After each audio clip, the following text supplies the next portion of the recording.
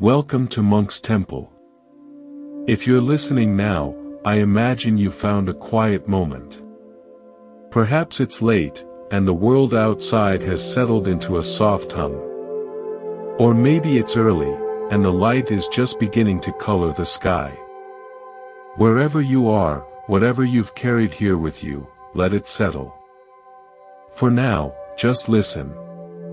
Let the voice be a thread to follow into a deeper quiet within yourself. This isn't about adding more to your mind. It's about uncovering the stillness that's already there, beneath the noise of the day, beneath the list of things to be done. Let's begin not with a mountain, but with something simpler. A single candle flame in a dark room. Watch it in your mind's eye. It flickers, dances, reacts to every unseen draft in the room. Your ordinary mind is like that flame, responsive, reactive, tugged this way and that by the winds of thought, memory, worry, and desire. It jumps toward pleasure and pulls away from pain. It is rarely, truly, still. But in the center of that very same candle, at the base of the wick, there is a point of blue clarity, a calm core that does not waver. That is the awareness we seek. Not the elimination of the flickering, but the discovery of the steady light within it. This journey is about learning to rest in that blue flame, even while the world's drafts blow. To find that core, we must start with the most fundamental rhythm we possess. It is not a thought or a belief. It is closer than that. It is your breath. Consider this: you can go minutes without water, days without food, but only moments without breath. It is life's most immediate signature. And yet, it lives in a beautiful paradox.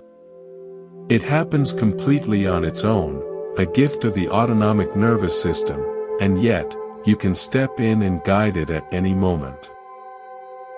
It is the bridge between the unconscious and the conscious, between the body you have and the presence you are. Most of us breathe as if we're running a race we've forgotten we're in. Shallow, hurried, high in the chest. This is the breath of anticipation, of anxiety, of living 5 minutes in the future. To calm the flickering mind, we must first calm the breath that fuels it. It's a physiological law. Slow the breath, and you signal to the entire nervous system, you are safe. You can rest. So, let's try something together, right now. Wherever you are, whatever position you're in, just bring a gentle attention to your breathing. Don't try to change it. Don't label it good or bad. Just notice. Feel the cool air as it enters your nostrils. Feel the slight pause. Feel the warmer air as it leaves. Is the breath long or short? Deep or shallow? There's no need to judge. You are simply collecting data, like a curious scientist discovering a new phenomenon. This is how my body breathes in this moment. Now, if you wish, gently deepen the next inhale. Let it be slow and smooth, filling your lungs from the bottom up, like pouring water into a glass. Feel your belly expand. Then, let the exhale be even longer, and slower, as if you're breathing out through a thin straw, releasing everything. Do this for just 3 cycles. In and out. In and out. In and out. Already, something may have shifted. The noise in the mind may have softened, just a little. This is the anchor. In the storms of emotion, in the chaos of busy days, you can always return here. To this breath. To this body. To this present moment. It is your home base. But a home base is only useful if you return to it regularly. This is where the art of the morning comes in. The first moments of your day are not trivial, they are foundational. They set the tone for everything that follows, much like the first brushstroke on a canvas determines the possibility of the painting. I want to tell you a story. Not from an ancient text, but from a modern laboratory. A team of neuroscientists was studying brainwave patterns. They found that in the first 30 to 60 minutes after waking, the brain is in a uniquely malleable state, transitioning from the theta waves of sleep to the alpha waves of quiet wakefulness. This window, they discovered, is when the brain is most receptive to programming its own default state for the day. How you use this window, whether you fill it with the reactive noise of news and social media, or with the gentle, intentional focus of your own breath and presence, literally shapes the neural pathways that will dominate your hours. So, imagine a different way to begin. The alarm sounds, or you wake naturally. Instead of launching immediately into the mental list, you pause. You take 3 breaths, exactly as we just did. You feel the sheets, the weight of your body, the quality of the light in the room. You have, in that moment, claimed sovereignty over your own attention. You have said, for these moments, I belong to myself. Then, if you can, rise and step outside. Not to check the weather or get a head start, but for a simple exchange. You've been breathing the same recycled air all night. Your lungs, your blood, your brain crave something new. Stand for 2 minutes in the open air. Breathe it in deliberately. 9 breaths. This is not just inhalation, it is re-establishing your connection to the living, breathing world. You are reminding your entire being that you are part of something vast and rhythmic. You are setting your internal clock to the rhythm of dawn, not the rhythm of the digital feed. This simple practice, conscious breath, fresh air, creates a boundary.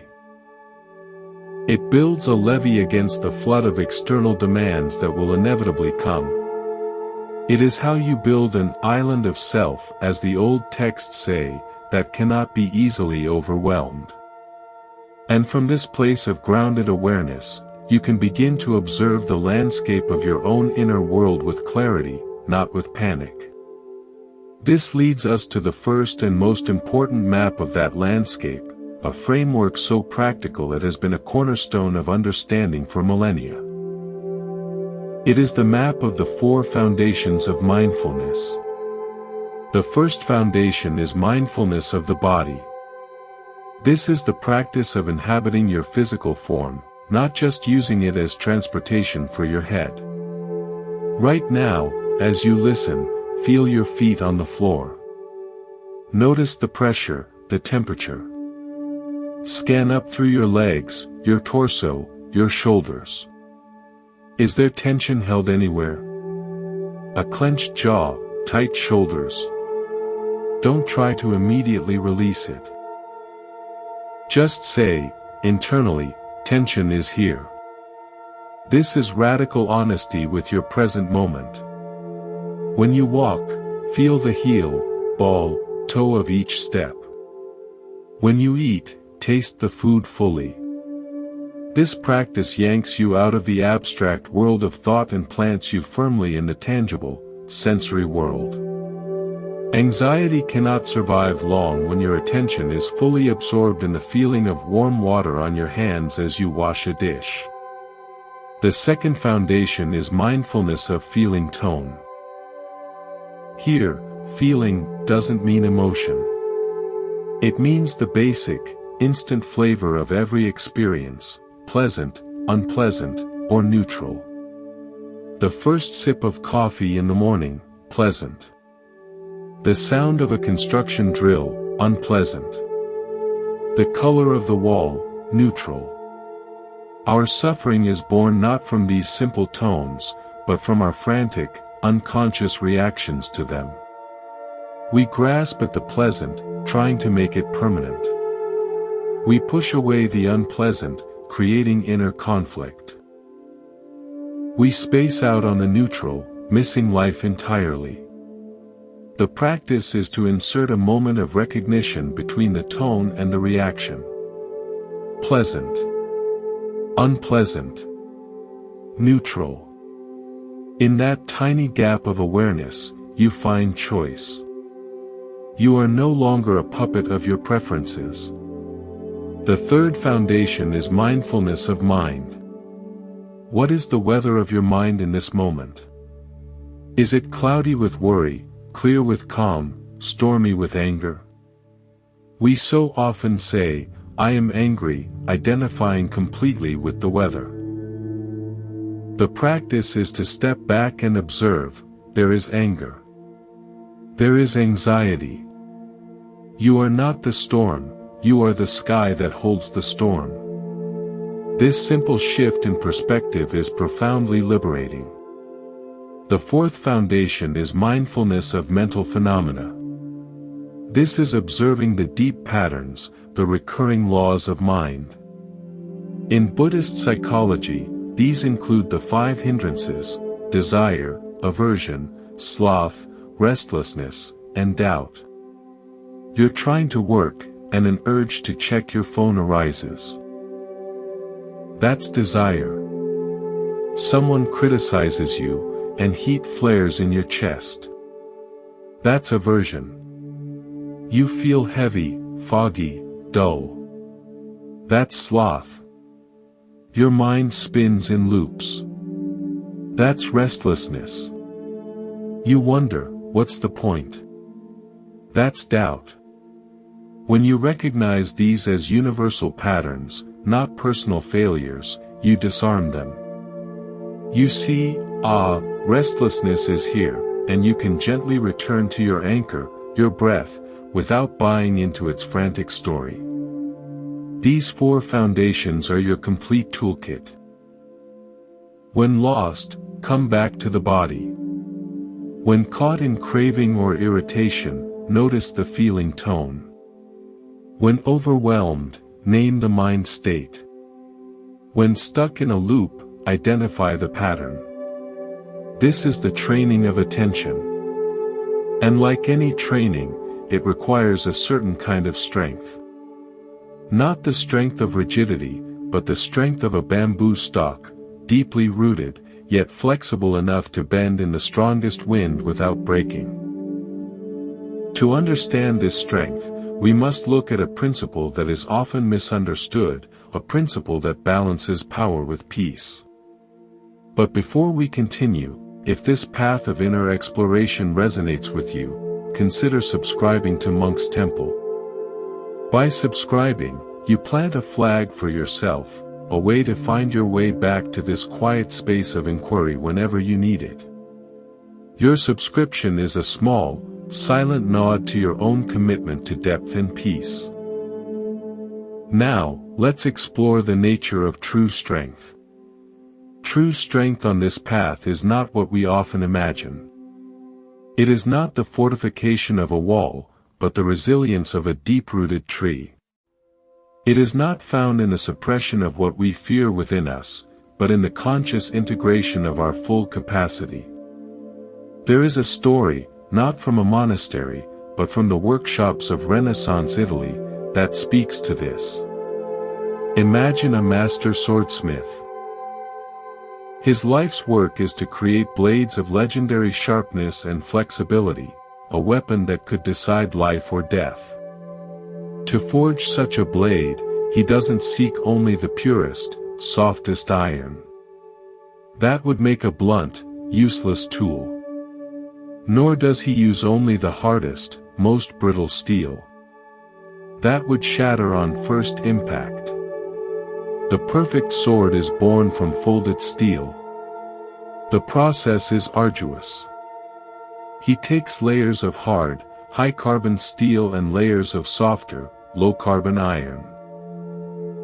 He heats them in the forge until they are luminous, then he hammers them together, folds the billet over, and hammers again.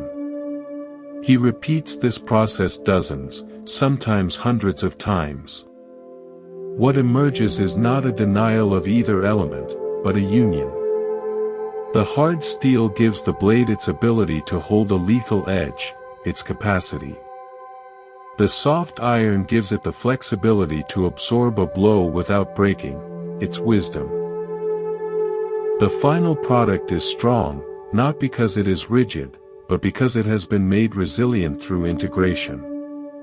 It can meet force without shattering. Your psyche is that billet of metal. Within you exists the hard steel of your capacity, your will, your anger, your passion, your sharp intellect, your ability to set boundaries, to say no, to protect, to fight for what matters. This is your power.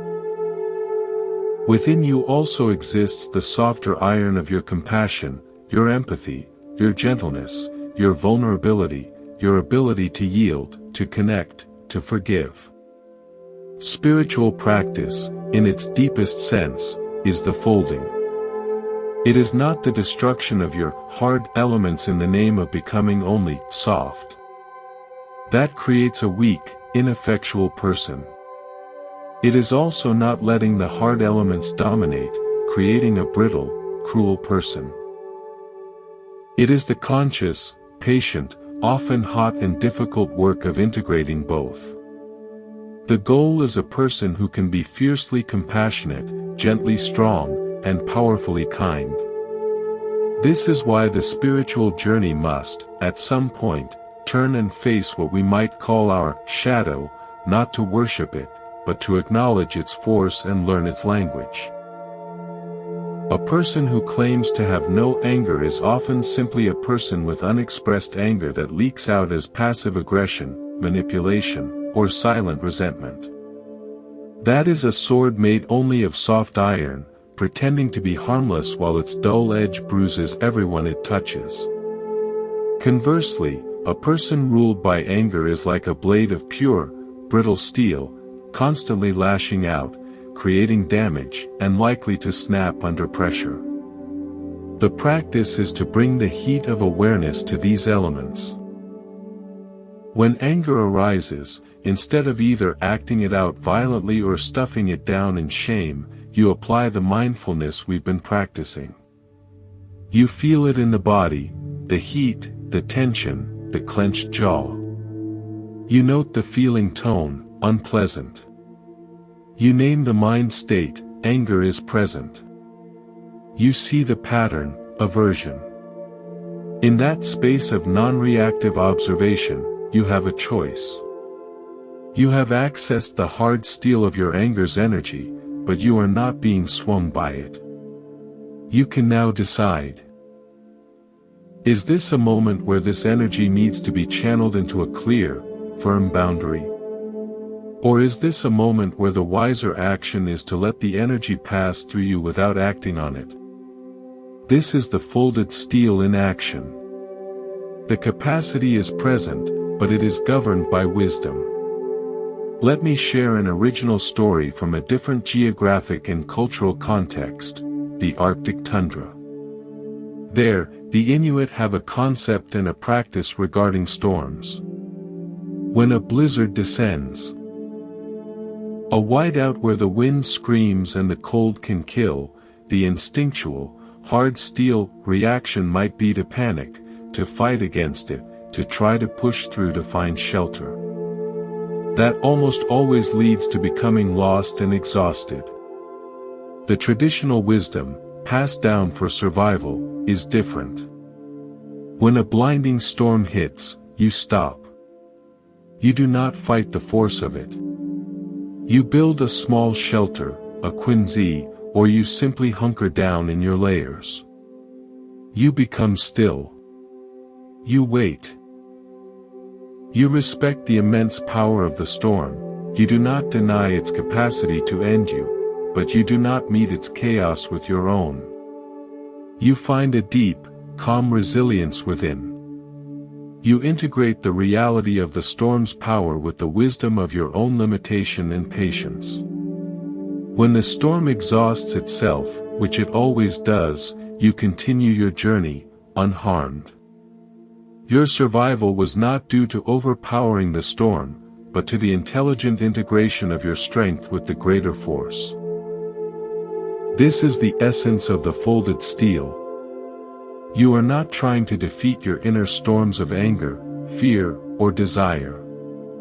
You are learning to build an inner shelter of awareness, to be still within them, to respect their power without being destroyed by it, and to move forward when they pass. This understanding leads us to one of the most vital arts on the path, the art of releasing our grip. If the folded steel is about integrating our capacity, then the next step is about not letting that capacity, or anything else, become a prison of attachment. Think of your hand. It is a miraculous instrument. It can make a fist, tight, hard, closed, used for grasping and striking. It can also be an open palm, receptive, gentle, used for offering and receiving. Most of our suffering comes from living life with a mental and emotional fist perpetually clenched. We are clutching. Clutching to past hurts, to old identities, to expectations of how people should be, to desires for how life should unfold. A clenched fist cannot receive a gift. A clenched fist grows tired and sore. A clenched fist only knows how to hold on or strike out. The spiritual practice of non-attachment is not, as is often misunderstood, the cold, distant state of not caring. It is not the anesthesia of the heart. That would be another form of clenching, clenching against feeling. True non-attachment is the courage to live with an open palm. I recall a personal anecdote from my travels years ago in the high desert of New Mexico. I visited an ancient Pueblo cliff dwelling. The guide, an elder from the community, showed us the granaries, small, meticulously constructed stone chambers built into the cliffs where they stored corn, beans, and squash to survive the winter. He said something that stayed with me: my ancestors built these to hold what they needed. But they also knew the grain could rot, or mice could get in, or a season could fail. The security was not in the stone of the granary alone. The security was in their relationship with the land, in their knowledge, in their community, and in their ability to adapt. The granary was a tool, not a god. We build granaries in our minds all the time. Granaries of identity: I am a successful person. Granaries of relationship: this person is my source of happiness. Granaries of circumstance: my peace depends on this job, this house, this amount of money. We pour our sense of security into these mental structures and then cling to them desperately. When life inevitably changes, the identity shifts, the relationship alters, the job ends, we feel as if our very granary has collapsed. And we suffer terribly. Non-attachment is remembering that you are not the granary. You are the gardener, the farmer, the one in relationship with the land. Your security, your peace, your worth is not stored in any external or even internal form you can grasp. It is inherent in your awareness itself. It is in your ability to plant, tend, harvest, and, when the season turns, to let go and prepare the soil again. This means you can love someone deeply, not as a source you draw your life from, but as a fellow traveler you walk beside. You can work toward a goal passionately, not as the sole determinant of your value, but as a meaningful expression of your energy. You can enjoy comfort and beauty, not as necessities for your happiness, but as gracious gifts of the moment. You hold everything in an open palm. You appreciate its weight, its texture, its value. But you do not chain it to your hand. This allows you to truly experience the thing itself, free from the crushing anxiety of potentially losing it. The transition from a clenched fist to an open palm is the work of a lifetime. It happens in small, daily moments. It's the moment you choose not to replay an old argument for the 10th time, and instead feel the sun on your face. It's the moment you release the need for a project to be perfect and simply complete it. It's the moment you forgive someone, not because what they did was okay, but because carrying the resentment is a stone in your own palm, weighing you down. From this place of open-handedness, a new quality of mind naturally begins to emerge. It is not a mind full of things, opinions, plans, judgments. It is a mind that is clear, receptive, and fluid. It becomes like water. But to understand the mind like water, we must first appreciate the value of the space it flows into. We must appreciate the power of the formless, the wisdom of emptiness. And this brings us to a principle that is central not only to Zen but to the creative process everywhere. The principle of Mushin, or no mind. Mushin, no mind. The term can sound alien, even troubling. It conjures images of blankness, of a vacant stare. But this is a profound misunderstanding. Mushin is not the absence of mind, it is the mind freed from the clutter of obsession, calculation, and rigid thought. It is the mind in a state of pure, fluid awareness, unbroken by the chattering commentator within. It is the mind of the archer who releases the arrow not when he thinks he should, but when the release happens of itself, perfectly aligned with the target. There is no he anymore, just the archer, the bow, the arrow, and the target existing in a single, seamless event. We can find this state not just in dojos, but in the most ordinary of moments. Have you ever been so absorbed in a task, gardening, painting, writing, even washing dishes, that you lost all sense of time? The internal monologue stopped. There was no you doing the thing, there was just the doing. Your movements were efficient, graceful, almost effortless. That is a taste of Mushin. In that state, you are not performing for an audience, not even for yourself. You are simply completely one with the action. The result is often your best work, your most natural grace. The obstacle to Mushin is what we might call the expert's mind. It is the mind full of how-to, of technique, of self-consciousness. It is the mind of the beginning public speaker, painfully aware of every hand gesture, every vocal tremor, mentally reading the audience's face for approval. That mind is fragmented. It is trying to manage a dozen things at once, and in doing so, it fails to be present for the one thing that matters, the connection with the moment. I want to share a story from the world of jazz, an art form born from deep collaboration and spontaneous creation. In a jazz club in New Orleans, a young, technically brilliant saxophonist once sat in with a group of seasoned masters. He played a complex, blistering solo, every note precise, every scale perfect. It was impressive, but it felt cold, like a mathematical equation. When the old trumpet player stood for his solo, he didn't play many notes. He played slowly, soulfully. He wasn't thinking about harmonic theory or impressing the crowd. He was listening, to the rhythm section, to the room's atmosphere, to the memory of a feeling. He was empty of agenda.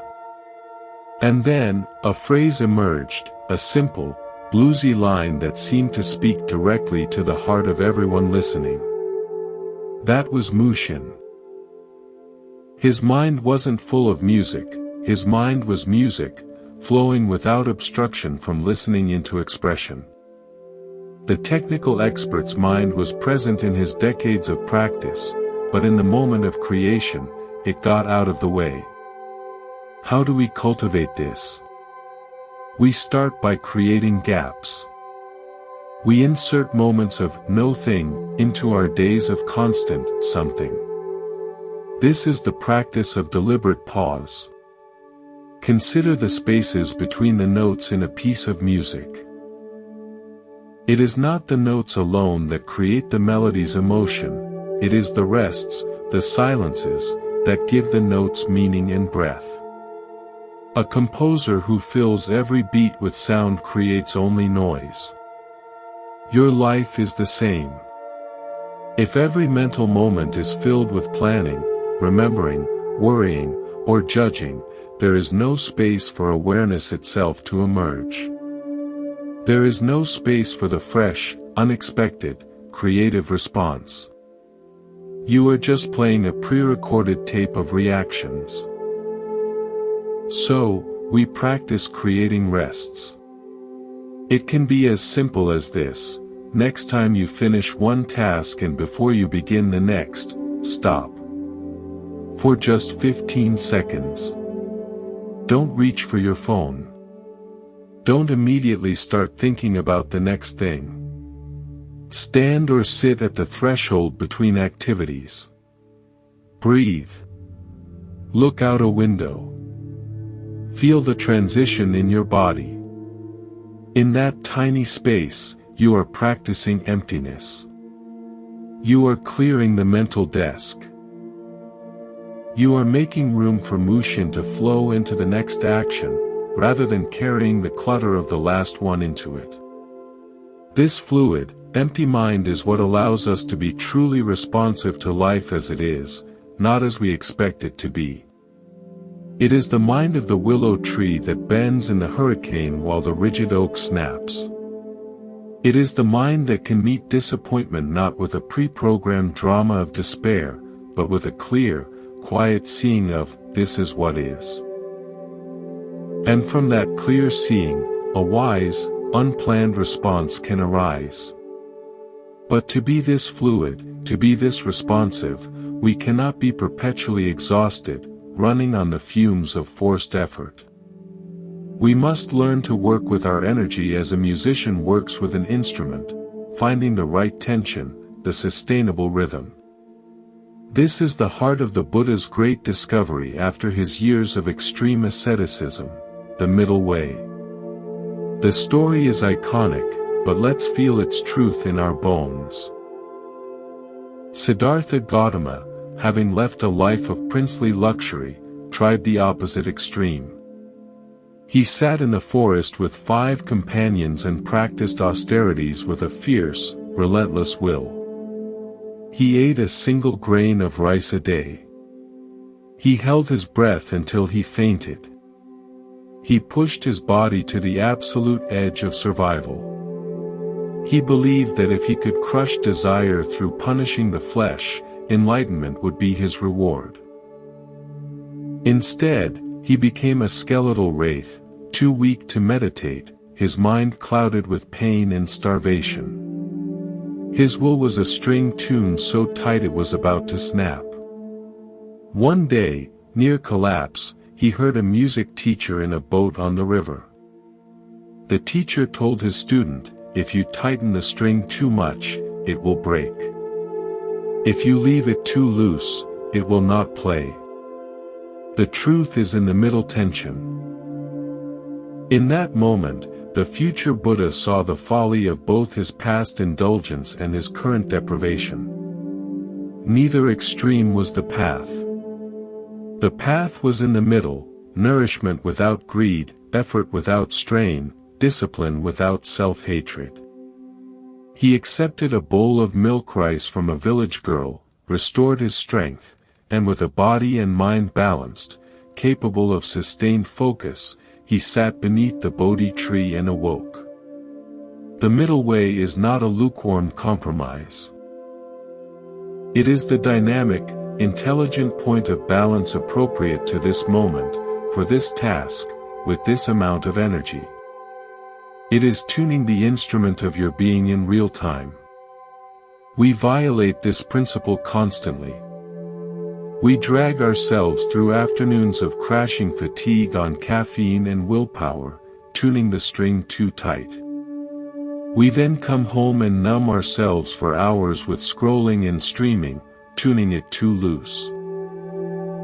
We treat our energy like an infinite resource to be spent, or a shameful lack to be ignored. Let me offer an original story, this time from the context of long-distance sailing. A solo sailor crossing an ocean cannot sail at full speed all the time. If a storm approaches, she must reef the sails, reduce their area, to prevent the boat from being knocked down or torn apart. That is tuning the string looser to meet the conditions. When the weather is fair and the winds are steady, she unfurls the full sails and lets the boat run, making the most of the favorable conditions. That is tuning it tighter. Her logbook isn't judged by how hard she pushed every single day, but by whether she successfully, sustainably, reached the other shore. Her wisdom is in her sensitivity to the conditions of the sea and the state of her vessel, and her responsiveness in adjusting to them. Your body and mind are your vessel. The conditions are your health, your emotional state, your workload, the season, even the time of day. The middle way is the practice of sensitive adjustment. It asks, what is the right amount of effort, right now? On a morning when you wake refreshed, the right effort might be a vigorous workout, a deep work session, tackling a complex problem.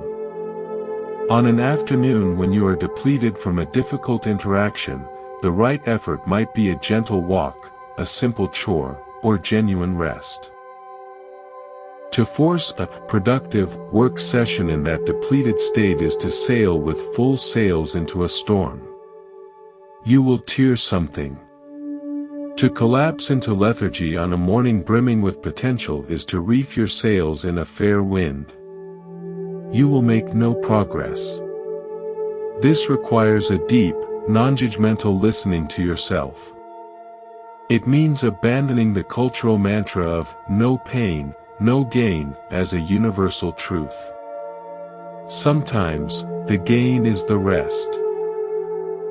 Sometimes, the most productive thing you can do for your long-term creative output, your relationships, and your inner peace is to take a nap, to stare at the clouds, to do absolutely nothing with intention. This is not laziness. Laziness is unconscious avoidance. Conscious rest is strategic recalibration. It is part of the rhythm. Finding your middle way is how you build endurance for the deeper practices. It creates the stable, nourished foundation from which you can safely explore the most transformative force of all, the deliberate cultivation of an open, fearless heart. This is the practice of metta, or loving kindness. And it is far from a soft option. It is the ultimate training in emotional courage. Metta, loving kindness, is often pictured as a gentle smile, a warm glow. It is that, but it is first and foremost an act of immense bravery. It is the decision to turn toward the raw, tender core of your own being and the being of others, without armor. To wish well, sincerely, from a place of non-transactional generosity, is to make yourself vulnerable to the full spectrum of life. It is easier to be cynical, to be defended, to keep a wall around the heart. Metta is the conscious, brick-by-brick dismantling of that wall, not because you are naive, but because you have realized the wall imprisons you more than it protects you. The practice begins, as all real change must, with yourself. This is the step many skip, rushing to offer compassion to the world while their own inner landscape is a field of self-criticism and neglect. It is like trying to pour water from an empty jug.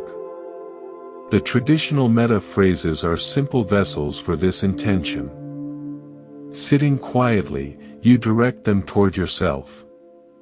May I be safe from inner and outer harm. May I have a calm, clear mind and a peaceful heart. May I be physically healthy and strong. May I live with ease, meeting the moments of my life with grace. Repeat them slowly. Let the words resonate in your chest. Feel the resistance that may arise, the voice that says, "I don't deserve this," or "This is silly." That resistance is the old wall protesting. Meet that too with kindness. The practice isn't to generate a gushing feeling of love instantly. It is to set the intention, to plant the seed of unconditional friendliness in your own soil. You are learning to be your own ally. I want to share a story from an unexpected source, a hospice nurse I once met. Her work was to accompany people in their final transition. She told me about a man, a lifelong businessman known for his sharpness and occasional cruelty, who was facing his own end filled with terror and rage. He pushed everyone away. The standard talk of peace and light only angered him further. One day, instead of offering platitudes, she simply sat with him in silence. Then, very softly, she began to say the metta phrases, not to him, but for him, in his presence. May you be safe. May you be peaceful. She wasn't trying to fix him or his fear. She was merely holding the intention for his well-being in the face of it. For weeks, she did this during her visits. Nothing seemed to change. Then, one afternoon, as she was speaking the phrases, a single tear rolled down his cheek. He didn't speak, but his clenched fists relaxed. The wall hadn't been stormed, it had been gently surrounded by a quiet, persistent presence until a crack appeared. That is the power of metta. It doesn't demand change, it creates the conditions where change can occur, from the inside out. Once you have established this intention for yourself, you systematically expand the circle of care, like a pebble dropped into a still pond. The next ripple is for a benefactor, someone who has been kind to you, whose happiness brings you joy. Hold them in mind and offer the phrases. Feel the natural, effortless quality of this wish. Then, move to a neutral person, someone you see regularly but don't know, like a neighbor or a checkout clerk. This trains the heart to extend goodwill beyond the boundaries of personal affection. The most challenging, and therefore most transformative, ripple is for a difficult person.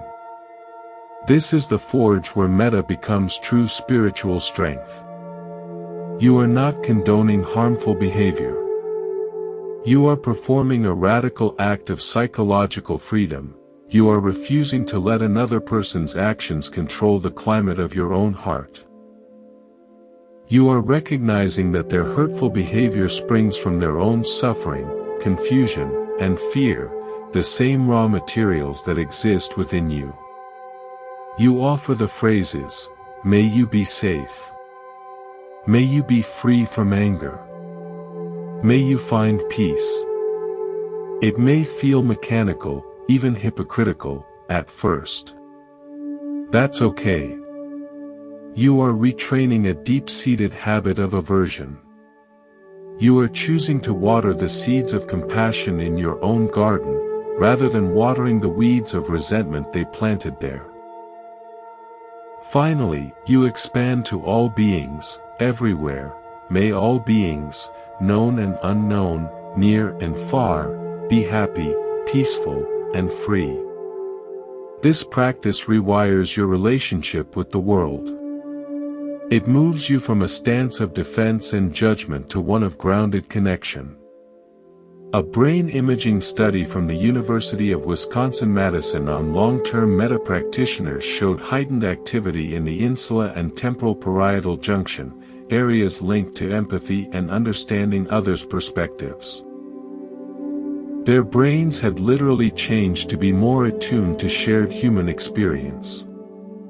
This isn't mystical, it's the neuroplasticity of sustained, compassionate intention.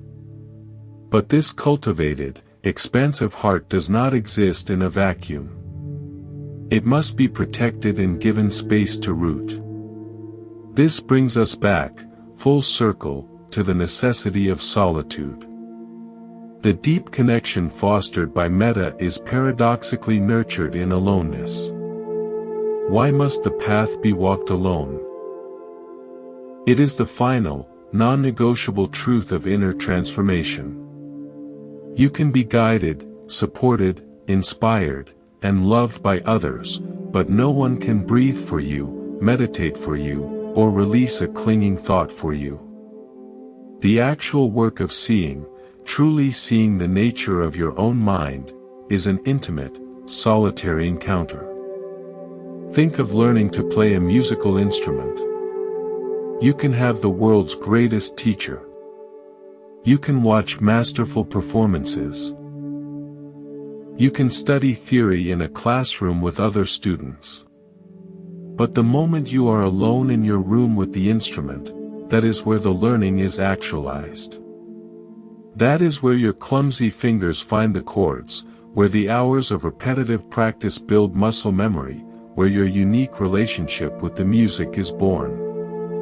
The teacher gave you the map, but you have to walk the territory yourself. Your fellow students provide camaraderie, but they cannot feel the burn in your fingers for you.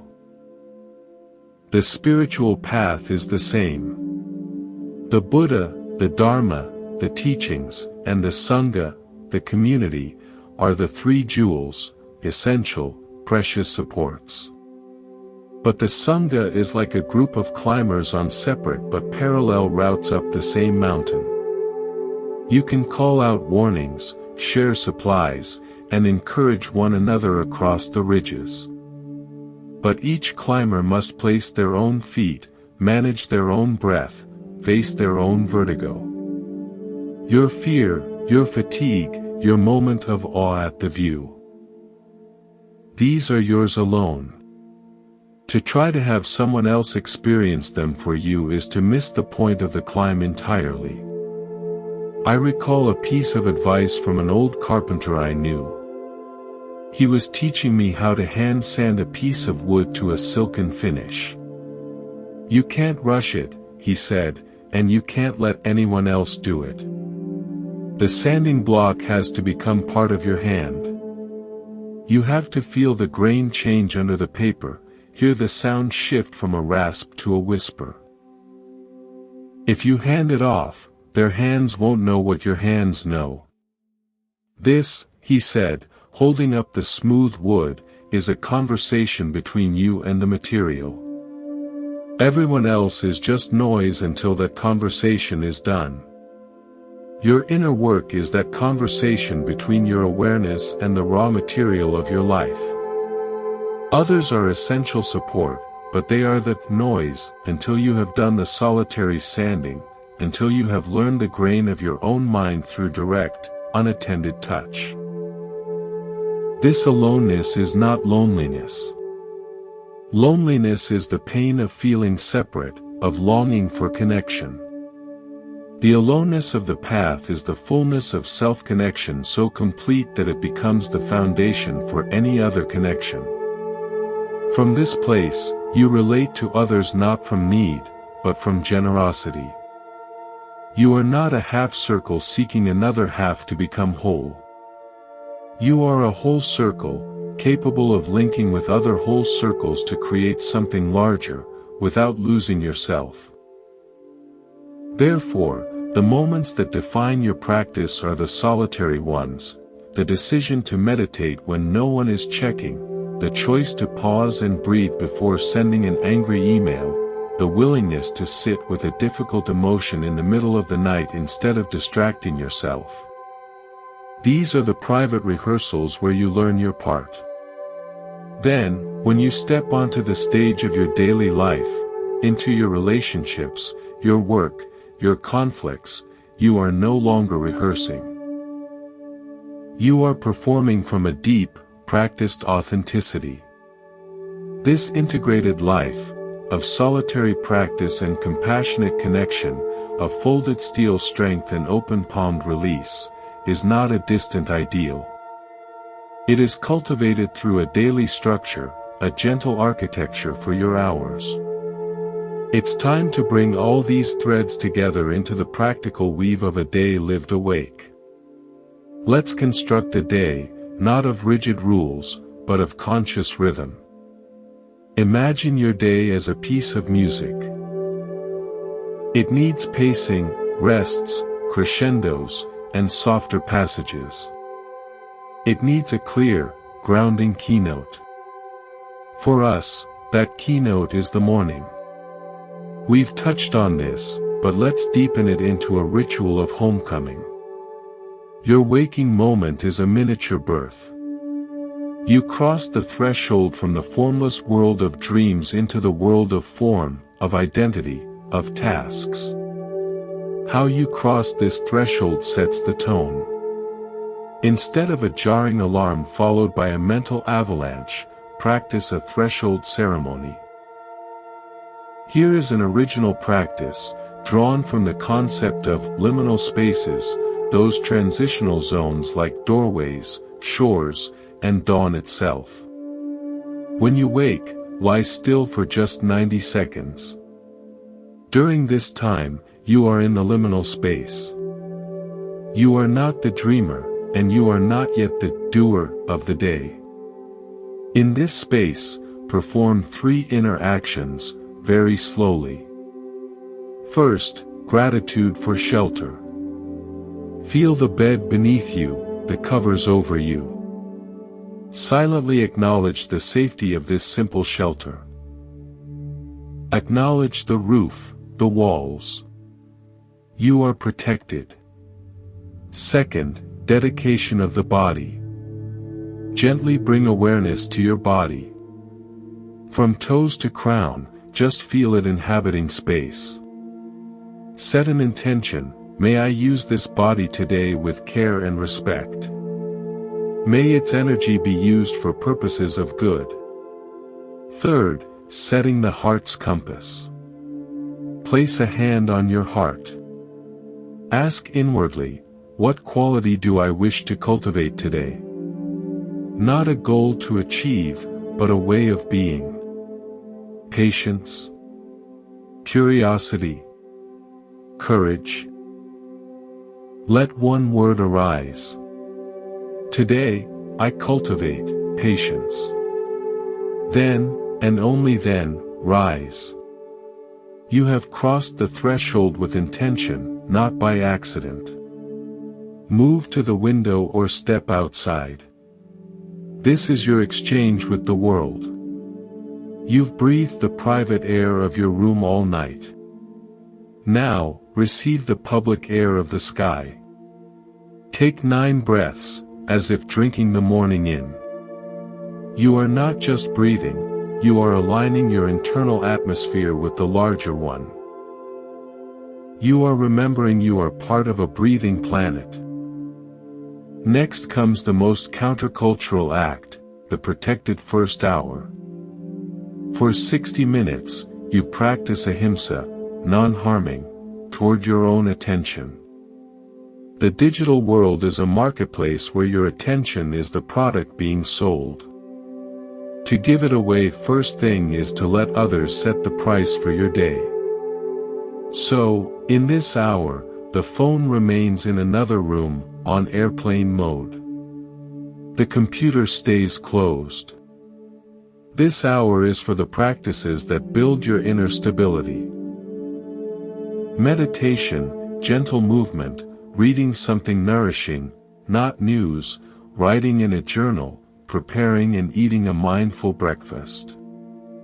This hour is the foundation stone of your day. Everything else is built upon it. If you protect this hour, you protect your sovereignty.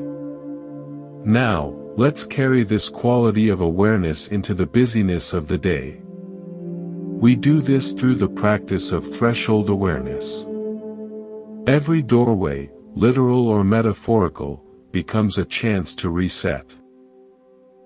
The doorway from your home to the outside. The doorway into your workplace. The doorway into a meeting. The doorway back into your car.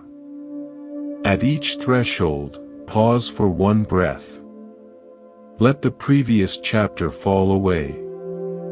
Cross the threshold into the next space consciously. This simple act prevents the psychic clutter of one task from bleeding into the next. It creates clean edges around your activities, allowing you to be fully present in each. Within the activities themselves, we use the tool of the 3-minute return. Set a gentle timer on your watch or computer for every 50 minutes. When it chimes, it is not a call to switch tasks, but a call to return. Stop what you are doing. Look away from the screen. For 3 minutes, do nothing related to work. Feel your feet on the floor. Take 5 deep, slow breaths. Look out a window at the farthest thing you can see. This is a system reboot. It prevents the mind from becoming a tangled knot of concentration fatigue. These small, frequent returns are more sustaining than one crash at the end of the day. The middle of the day deserves its own ritual, the mindful pause at midday. This is not a rushed lunch at your desk. It is a deliberate shift in energy. If possible, eat away from your work area. Eat slowly. Taste the food. This pause is a hinge in the day, allowing you to integrate the morning's efforts and prepare for the afternoon's. In some traditions, this is a time for a short walking meditation, even if just around the block. The key is to change the mode of your consciousness from focused doing to receptive being, even briefly. As the day winds down, we enter the evening transition. This is the conscious unraveling of the day's tension. The workday has an official end, your nervous system needs one too. Create a ritual to mark it. It could be turning off your work computer and saying aloud, "The work of the day is complete." It could be changing your clothes. It could be brewing a cup of tea. This ritual signals to your body and mind, we are shifting modes now. The evening is for digestion and reflection. Not just of food, but of experience. A powerful practice is the 3 gratitudes review. As you prepare for bed, ask yourself, what surprised me today? This cultivates beginner's mind. What moved me or touched my heart? This cultivates emotional sensitivity. What did I contribute? This cultivates a sense of purpose.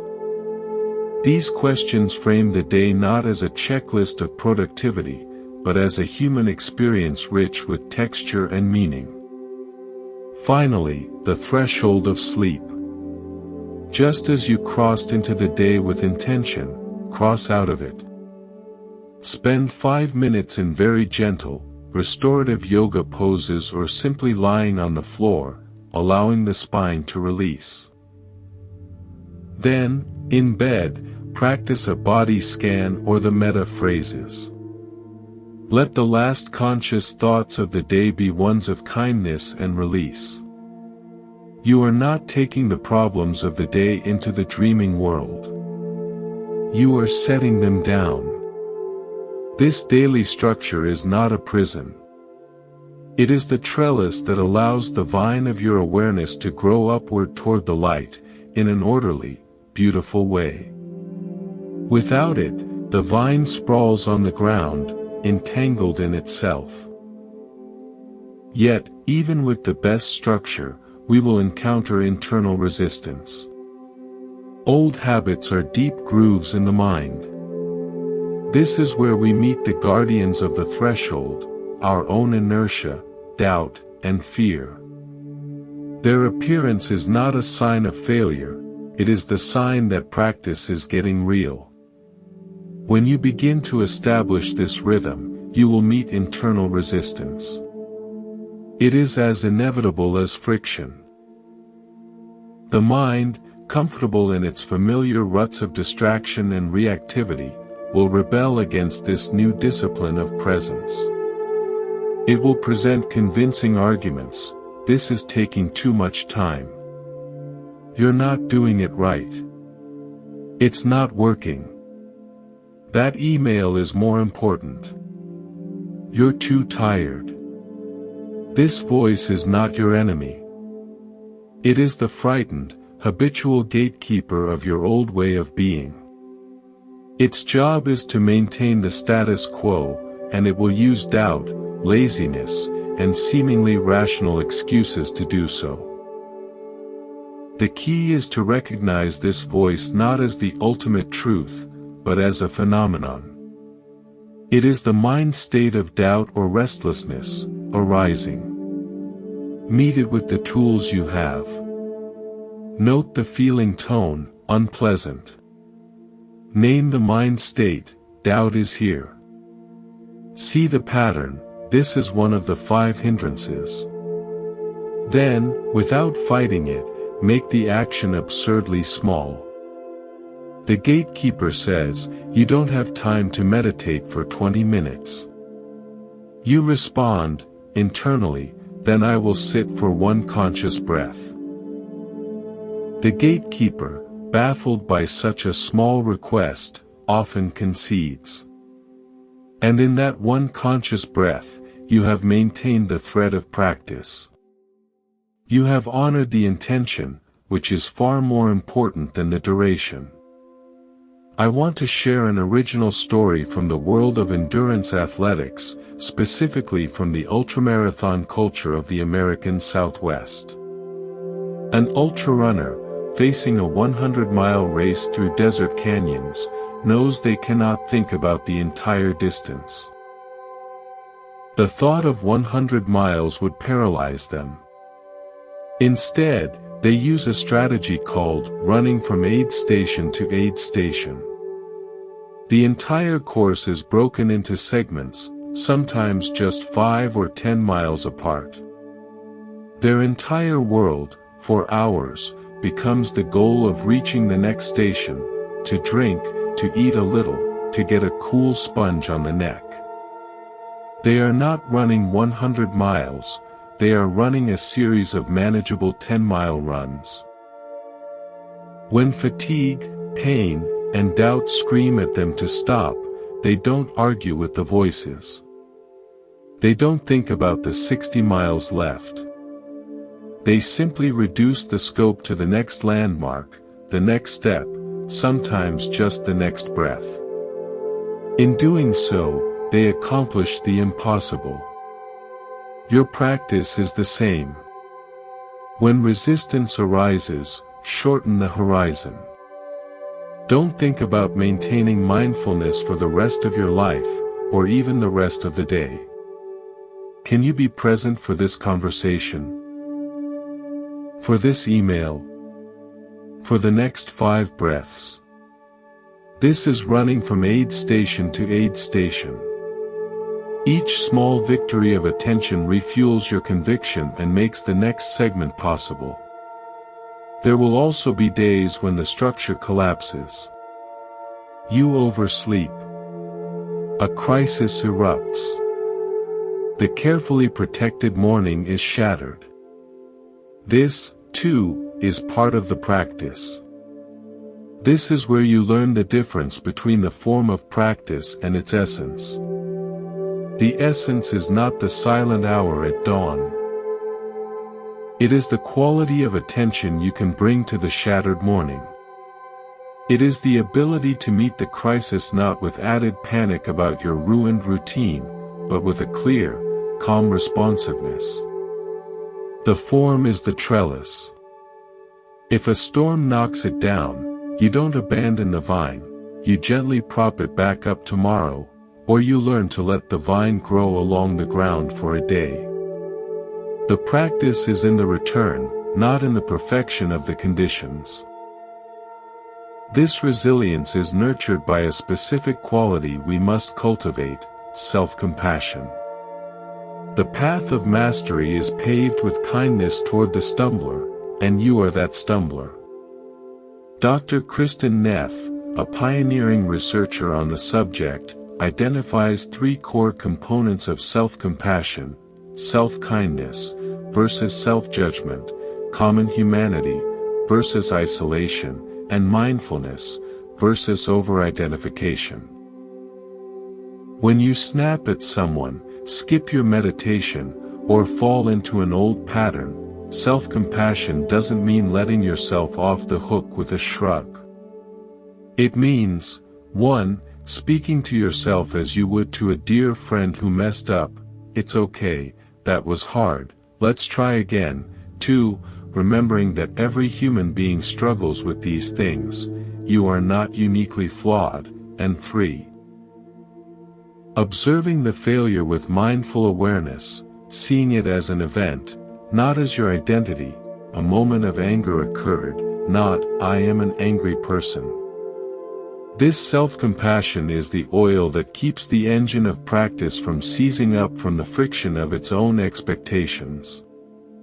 It allows you to fall down 7 times and get up 8, not with grim determination, but with a soft, persistent grace.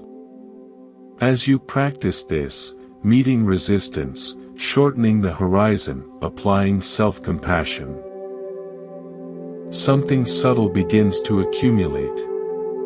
It's not a dramatic flash of light. It's more like the silent growth of a tree. You may not notice it day to day, but then one afternoon, you find yourself in a situation that would have once triggered a storm of anxiety or anger, and instead, there is a pause. A spaciousness. In that space, you have a choice. This is the fruit of practice, freedom of choice where before there was only reactive habit. This freedom is the true goal. Not perpetual bliss, not a personality devoid of emotion, but the widening gap between stimulus and response, where your wisdom and values can enter the equation. Viktor Frankl, the psychiatrist and Holocaust survivor, wrote, "Between stimulus and response there is a space. In that space is our power to choose our response. In our response lies our growth and our freedom." Your daily practice of breath, mindfulness, and structure is the dedicated cultivation of that space. But this inner freedom must eventually be expressed outwardly. It must touch the ground of your relationships and your work. Otherwise, it remains a private hobby, a spiritual solipsism. How does the calm, clear mind we've been nurturing engage with a chaotic, demanding world? It does so through the principle of right action, born from right seeing. When you see clearly, when you are not clouded by reactive emotion, blinded by personal desire, or numbed by distraction, your actions naturally tend toward harmony. They become more effective, and they cause less unintended harm. Let's consider a practical arena: difficult conversations. Most conflict escalates because we are not listening to understand, we are listening to prepare our defense. We are mentally rehearsing our rebuttal while the other person is still speaking. The mindful approach is to set one intention before speaking: my primary goal is to understand your perspective. This doesn't mean you agree. It means you temporarily suspend your agenda to fully receive theirs. You listen not just to words, but to the emotion and need beneath them. You practice reflective listening. What I hear you saying is that you feel frustrated because X, and you need Y. Is that right? This simple act of accurate reflection is disarming. It makes the other person feel heard, which is 90% of most disputes. From that foundation of mutual understanding, solutions can be co-created that would have been invisible from the trenches of mutual defense. In your work, mindfulness manifests as single-tasking in a multitasking world. The myth of multitasking is that it creates efficiency. Neuroscience shows it creates cognitive fatigue, increases errors, and shallows thought. The mindful alternative is sequential monotasking. You give one task your full attention for a predetermined block of time. You close all other tabs, mute notifications, and inhabit that one activity. When the timer goes off, you consciously decide, do I continue with this, or shift to the next? This is how deep work gets done. It is also an act of respect for your own attention and for the task itself. This mindful engagement with the world is the natural flowering of your inner solitude. You have spent time in the quiet workshop of your own mind, forging clarity, flexibility, and compassion. Now, you bring those well-honed tools out into the shared space of life. You are not trying to change the world from the outside in. You are meeting the world with a different quality of being, and in doing so, you change the field of interaction around you. This is the most powerful form of leadership and the most genuine form of service. However, to sustain this outward engagement without being drained or corrupted, you must always have a sanctuary to return to. You must remember the source. This brings us to the final, enduring understanding, the cyclical, not linear, nature of the path. It is not a ladder you climb and then discard. It is a well you return to, daily, to drink. The spiritual journey is often imagined as a linear ascent. You start at the bottom in confusion and climb steadily toward a peak of permanent enlightenment. This map creates striving, and worse, a subtle sense of failure when you inevitably find yourself revisiting old struggles, feeling familiar doubts, or losing your temper. A more truthful and compassionate map is not a line, but a spiral. You circle back over the same ground, themes of fear, attachment, distraction, but each time you do, you are at a slightly different vantage point. You have more understanding, more tools, more resilience. You see the same landscape from a higher turn of the spiral. The work is not to escape the human condition, but to relate to it with increasing wisdom and grace, turn by turn. This is why the core practices are never mastered and put away. You don't learn to breathe consciously once and then move on. The breath is your lifelong companion, your constant anchor. You return to it every morning, in every moment of stress, at the end of every day. Each return is both familiar and new. This is the rhythm of the path, engagement and return, expression and recollection. Think of a master potter at her wheel. She begins each day by centering the clay. This is a fundamental, humble act. She doesn't say, I centered clay yesterday, I've mastered that, today I'll only make finished vases. No. Every single piece begins with centering. If the clay is not centered, everything that follows will be wobbly, weak, and will likely collapse. Her mastery is shown in the effortless efficiency of that centering, and in her knowing that it is the non-negotiable foundation. Your morning practice, your conscious breath, your mindful pauses, these are your centering. You return to them not because you are a beginner, but because you are a practitioner. They are the foundation upon which the beautiful and unique vessel of this day is thrown. Now, let's explore a concept that bridges the inner work with the outer reality, karma. This word is often misunderstood as cosmic punishment and reward. A more useful understanding is that of cause and effect, of intentional action and its consequences. Every thought, word, and deed is a seed planted in the field of your life and the lives of others. Some seeds sprout quickly, some lie dormant for years. Your practice of mindfulness is the cultivation of the gardener's awareness. You begin to see which seeds you are planting. Are you planting seeds of criticism or seeds of appreciation? Seeds of resentment or seeds of forgiveness? Seeds of distraction or seeds of attention? You are not responsible for every single plant that grows in your field. The conditions of the world, the actions of others, are also at play. But you are responsible for the seeds you choose to plant, and for tending the garden with care. When you speak with kindness, you plant a seed for a future where kindness grows around you.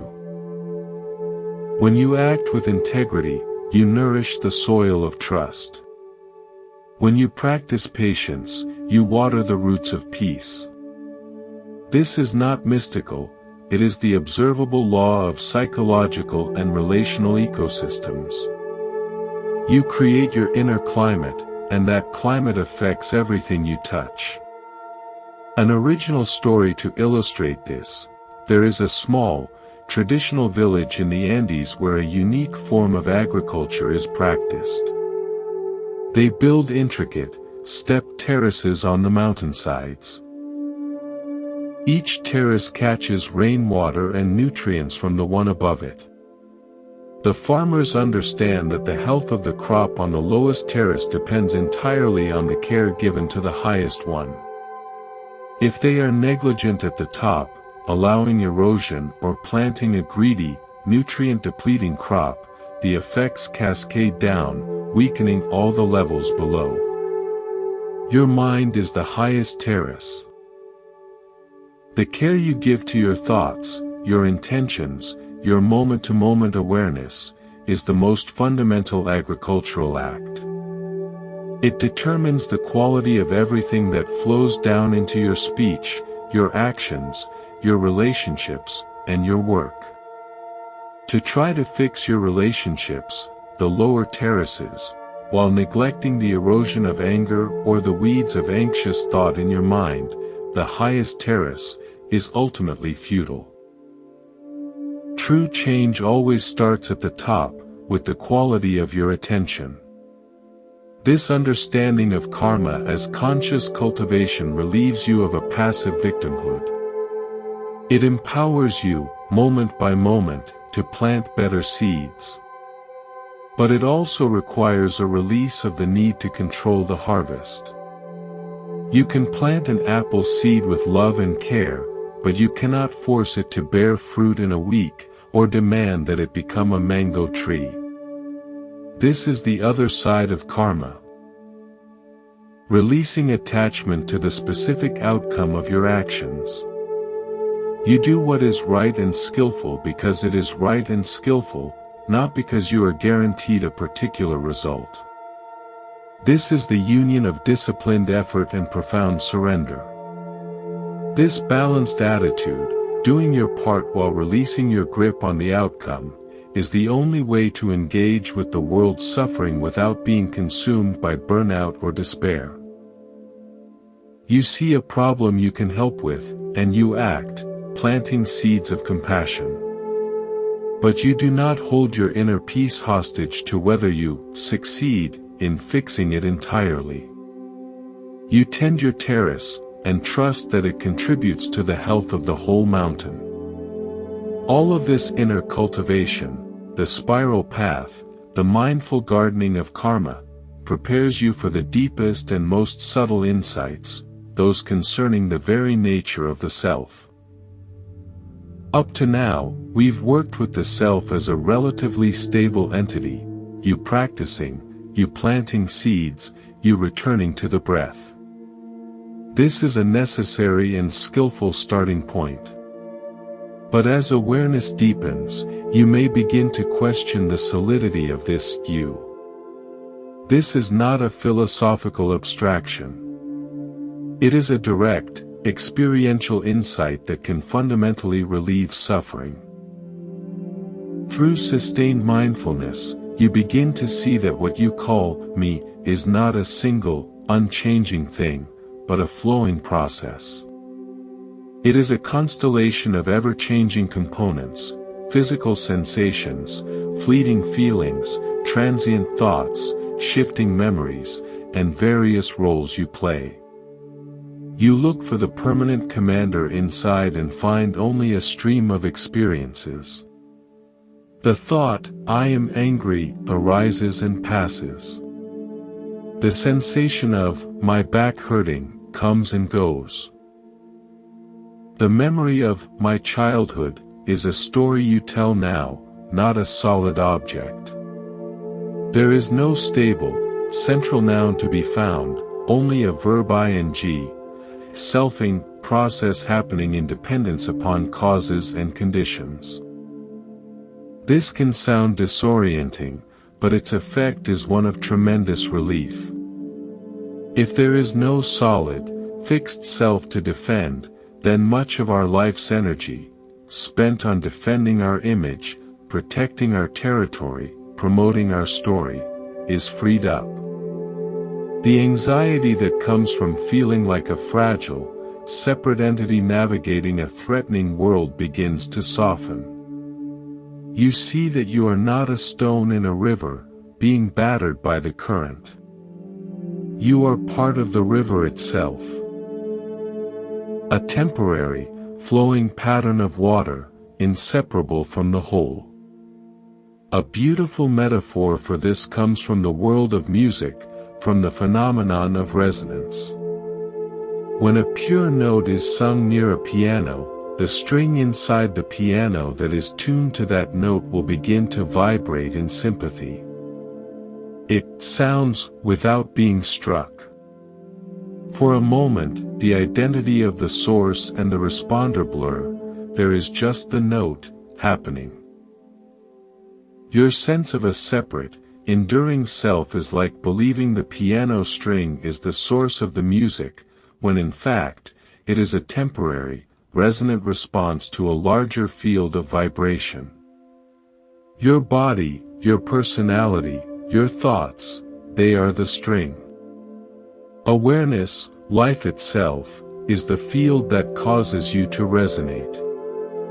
The insight of no self is the realization that you are the resonance, not the isolated string. This understanding fosters a profound sense of belonging and interconnection, dissolving the loneliness at the root of the separate self. This insight is not something to be grasped intellectually and weaponized. It is a fruit that ripens slowly from the tree of consistent, patient practice. You cannot force it.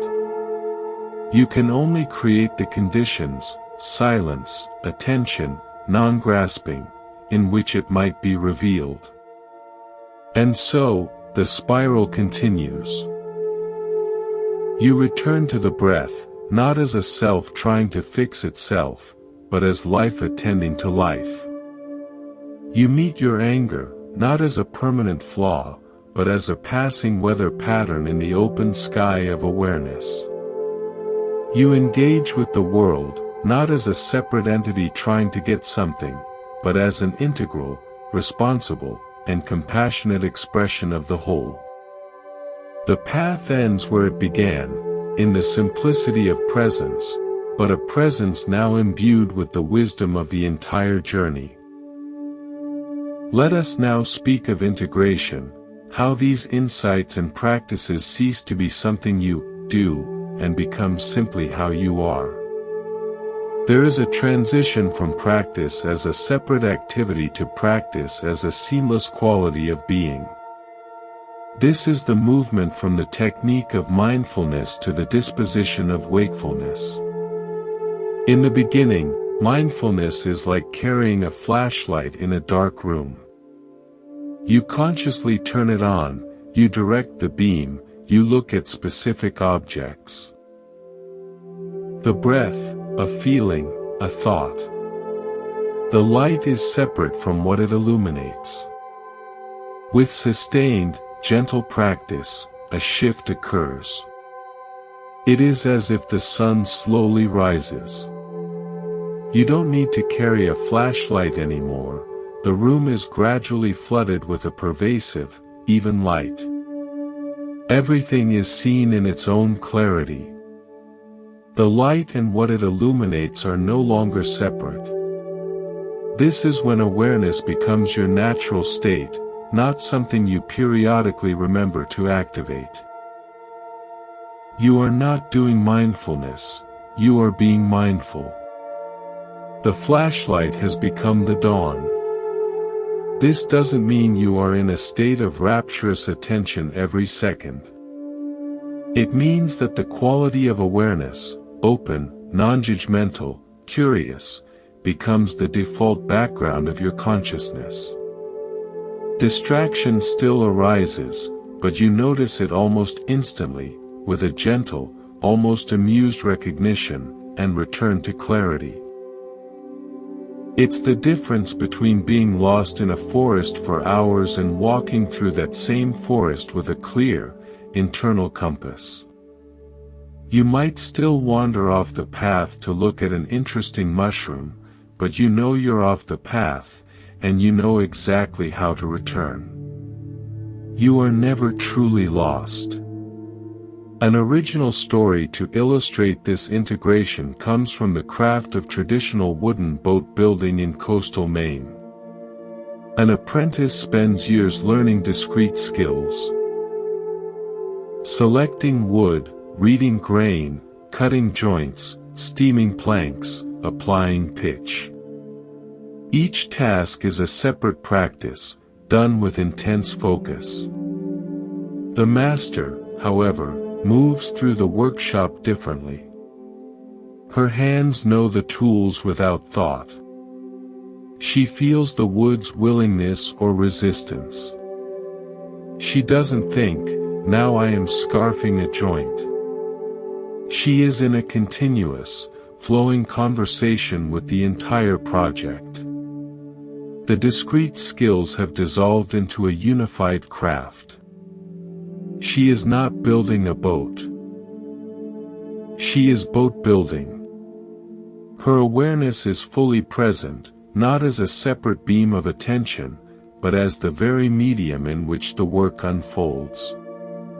Your spiritual practice aims for this, not to become a person who meditates, but to become a meditative person, for whom clarity, compassion, and presence are the very medium of your life. This integrated awareness transforms your relationship with time. The untrained mind is a time traveler, rarely present. It dwells in the remembered past or the imagined future. This is the source of most regret and anxiety. The mindful mind learns to inhabit the vertical dimension of time, the eternal now, which contains more depth than the horizontal line of past, present, future. Imagine time not as a river flowing from past to future, but as a well you can sink into. On the surface is the rushing current of sequential events. But you can drop your awareness down, below the current, into the still, deep water of the present moment. In that depth, you find not a fleeting instant, but a spaciousness that contains all the richness of being alive, sensation, perception, consciousness itself. In this vertical dimension, a single conscious breath can feel profoundly expansive, while an hour of frantic worry feels shallow and thin. A practical way to access this is through sense-gate awareness. Periodically throughout your day, pause and take in the world through one sense at a time, fully. For 30 seconds, just listen. Don't label or judge the sounds, the distant siren, the hum of the fridge, the bird call, just let them be vibrations meeting your eardrum. Then, just see. Let colors and shapes simply register, without naming them. Then, just feel the contact of your body with the chair, the air on your skin. This practice yanks you out of the conceptual, time-bound narrative and plants you firmly in the direct, timeless experience of the senses. You are drinking from the well of now. From this grounded, integrated presence, the way you relate to others undergoes a fundamental shift. You move from transactional relating to transformational presence. Most of our interactions are transactions, an exchange of information, emotion, or social currency. We want something. Agreement, validation, amusement, relief. When you come from a place of integrated awareness, you interact not to get something, but to meet something. You meet the other person in their suchness, in their own present moment reality. Your listening becomes a gift of spaciousness.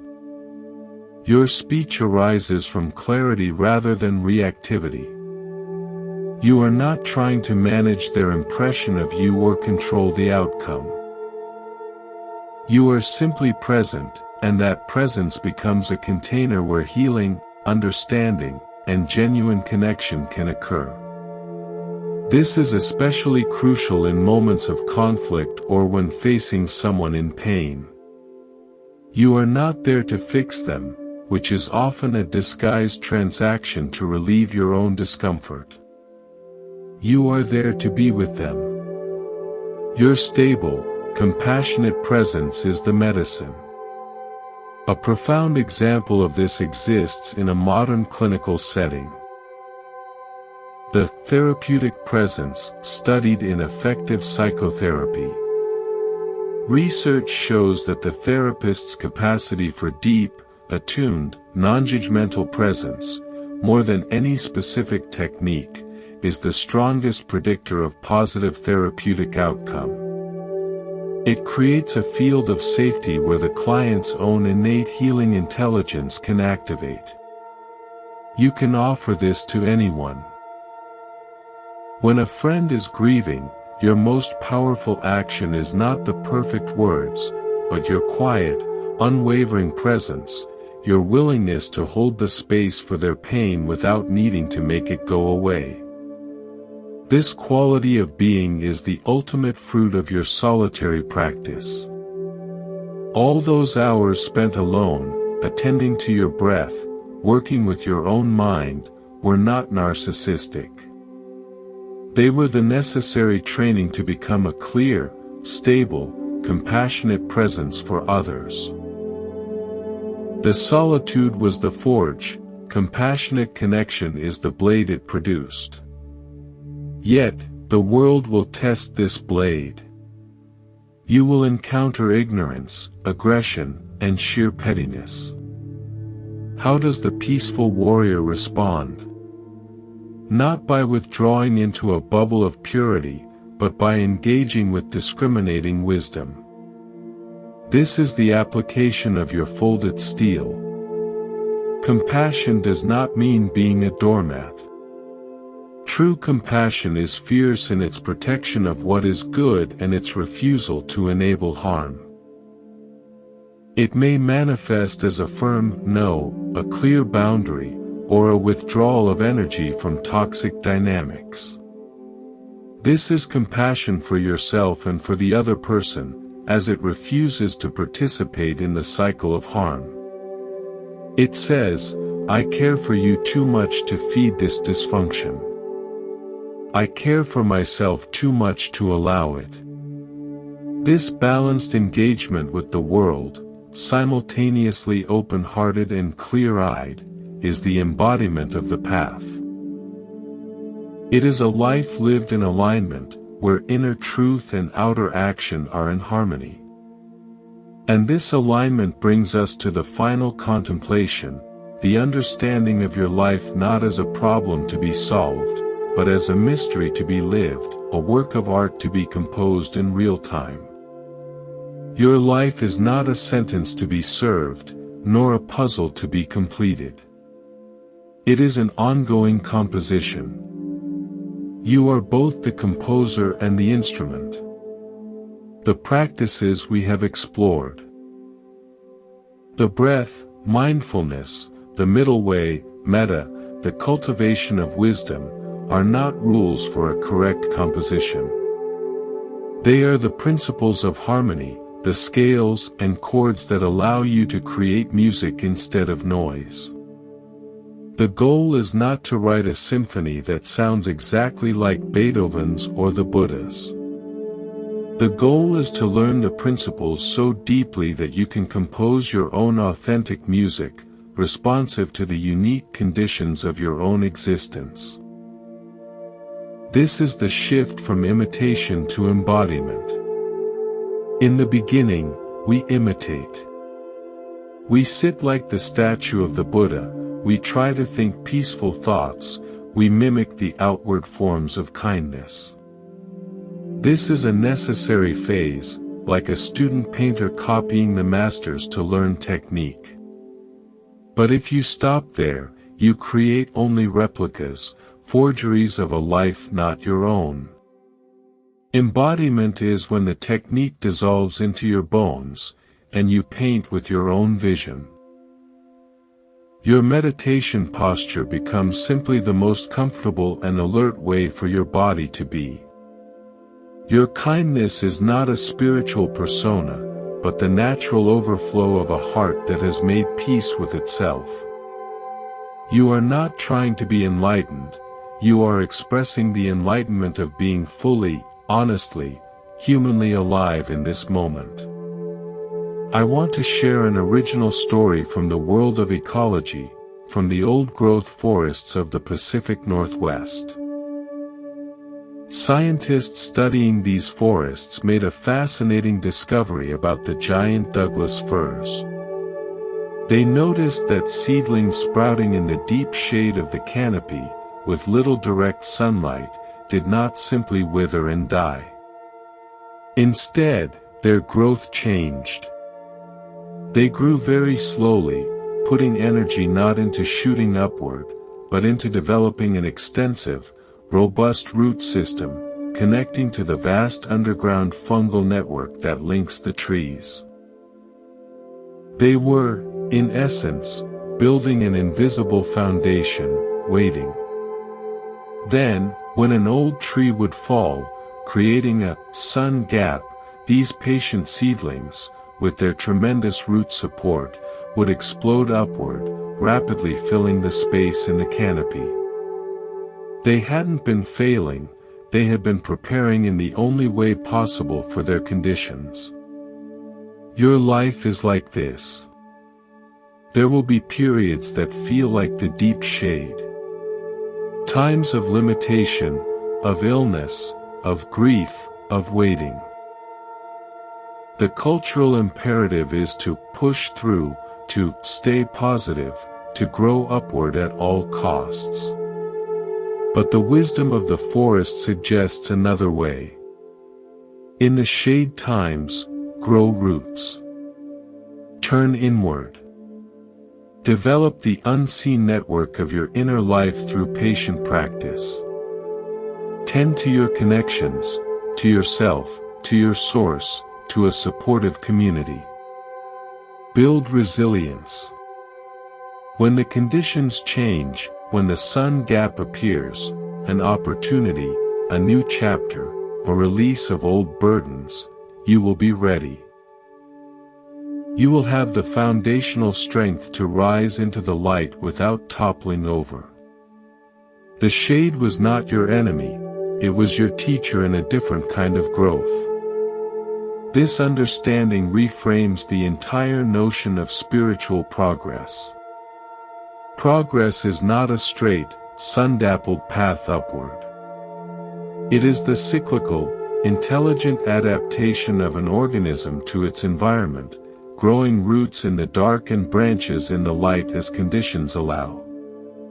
Every phase is part of the composition. From this vantage point, even death, the ultimate change of conditions, is integrated into the composition not as a horrific finale, but as a necessary transition, a return of the individual note to the silence from which it arose, making space for new music. The contemplation of impermanence, then, is not morbid. It is the ultimate inspiration to live fully. Knowing the concert will end makes every note precious. It prioritizes depth over distraction, love over accumulation, presence over posturing. This brings us to what we might call the ethics of intimacy, how to live in a deeply intimate relationship with a world that is inherently fleeting. When you know you cannot hold on to anything, how do you love? The answer is, you love more deeply, not less. You love with a piercing clarity and gratitude precisely because you know it is temporary. You don't love the idea of the person, or the hope of what they will give you forever. You love the actual person before you, in this moment, in their glorious, flawed, transient reality. This love is free of the anxiety of future loss, because it has accepted loss as part of the deal. It is a love that says, I see you, here, now, and that is everything. Your work, too, becomes an act of intimacy. You engage with your tasks not as meaningless hurdles to a future reward, but as the very stuff of life itself, worthy of your full attention and care. This is the spirit of wabi-sabi, the Japanese aesthetic that finds beauty in imperfection, impermanence, and incompleteness. A cracked bowl, repaired with gold lacquer, kintsugi, is more beautiful for having been broken. Your day, with its frustrations, its small failures, its interrupted plans, is that bowl. Your mindful attention is the gold lacquer. You are not trying to create a perfect, seamless day. You are attending to the cracks with care, making the very imperfections part of the beauty of the whole. Finally, we must speak of community, or sangha. While the deepest work is solitary, it is not done in a vacuum. We need the reflecting mirrors of others on the path. A true sangha is not a group of people who all think the same thing. It is a group of people committed to the same practice, who agree to support each other's awakening. They provide the gentle friction that polishes your rough edges. They offer the encouragement when your faith wavers. They hold the space when you cannot hold it for yourself. They are the fellow composers in the orchestra, each playing their own part, but listening intently to create a harmonious whole. Your sangha might be a formal meditation group. It might be a few trusted friends with whom you can speak honestly about your inner life. It might even be the authors of books that speak to you across time and space. Find your mirrors. But remember, the sangha's purpose is to support your own direct seeing, not to become a substitute for it. They are the tuning forks that help you find your pitch, but you must still sing your own note. As we near the end of our exploration, the path simplifies. It always does. The complex maps, the myriad practices, the stories and metaphors, they all point back to a single, abiding invitation, to show up for your life, fully, as it is, with a heart of openness and a mind of clarity. To meet each moment as the only moment there is. So, what does one do, day after day? You return. You return to the breath when you are lost. You return to the body when you are floating in thought. You return to kindness when your heart hardens. You return to the middle way when you strain or collapse. You return to the silent, listening presence when the world shouts. You are not building a ladder to heaven. You are learning the art of coming home, over and over again, to the peace that resides at the very center of your being, right now. Let's consider the nature of the obstacles you will face. They are often not grand external calamities, but the quiet, persistent whispering of your own internal landscape. These are the deep-seated patterns that feel like your very self, the tendency toward worry, the quickness to judge, the pull toward lethargy, the hunger for distraction. In the ancient Pali texts, these are called the 5 hindrances: sensory desire, ill will, sloth and torpor, restlessness and worry, and doubt.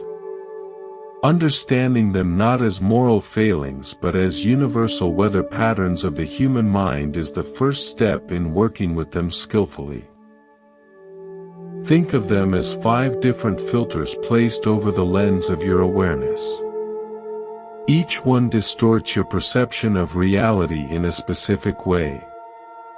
Sensory desire is the filter of if only.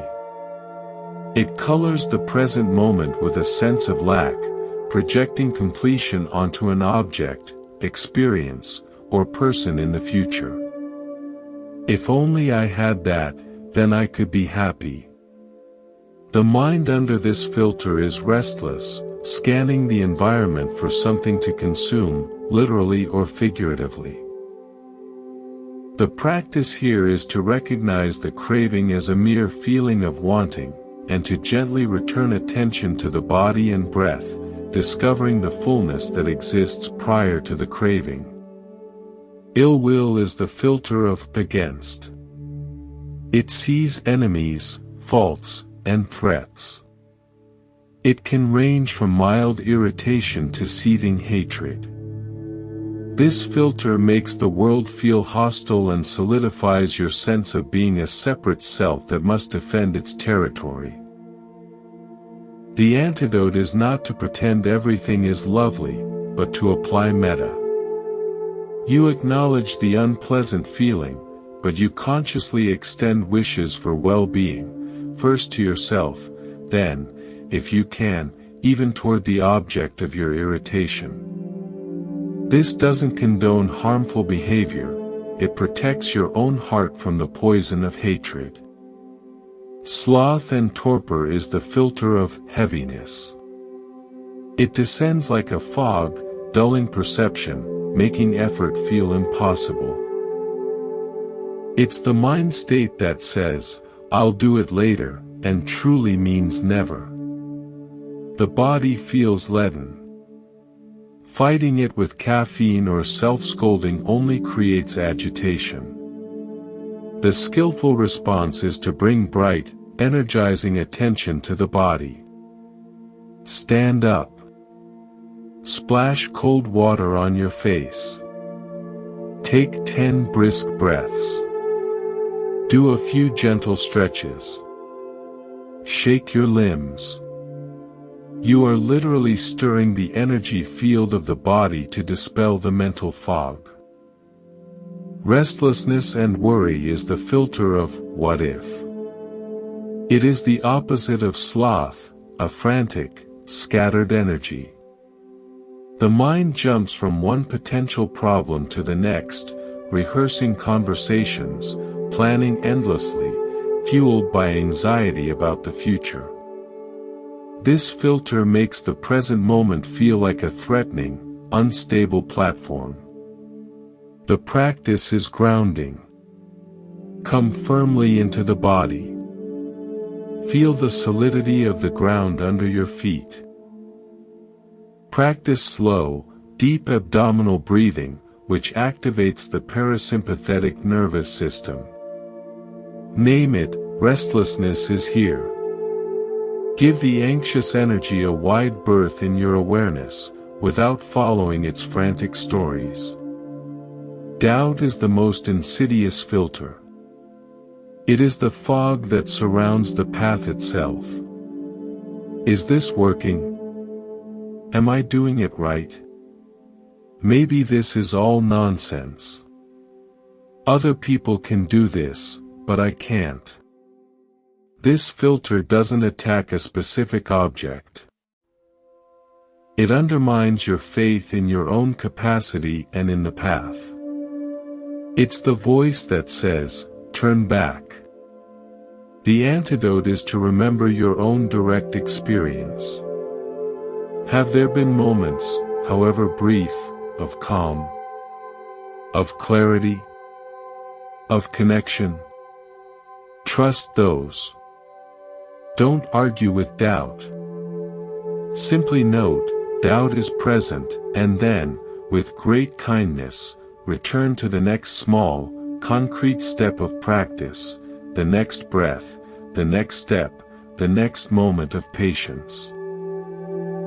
Doubt cannot survive action grounded in your own experience. An original story. In the vast salt flats of Bolivia, there is a phenomenon where the horizon disappears. The sky and ground merge into a seamless, disorienting white. Travelers can become utterly lost, walking in circles, because they have no landmarks. The traditional guidance is to pick a distant mountain peak before you enter the flats and walk unwaveringly toward it. The 5 hindrances are like that whiteout.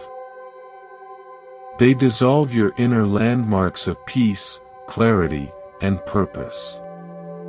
Your practice, your breath, your metta, your ethical intentions, is that distant mountain peak you identified in a clear moment. When the whiteout of desire, ill will, sloth, restlessness, or doubt descends, you don't try to figure your way out logically. You stop, you remember your landmark, and you take the next step in that direction, even if you can't see it. You walk toward the mountain of your next conscious breath. Working with these hindrances is the core of the path. It is not something you do once and finish.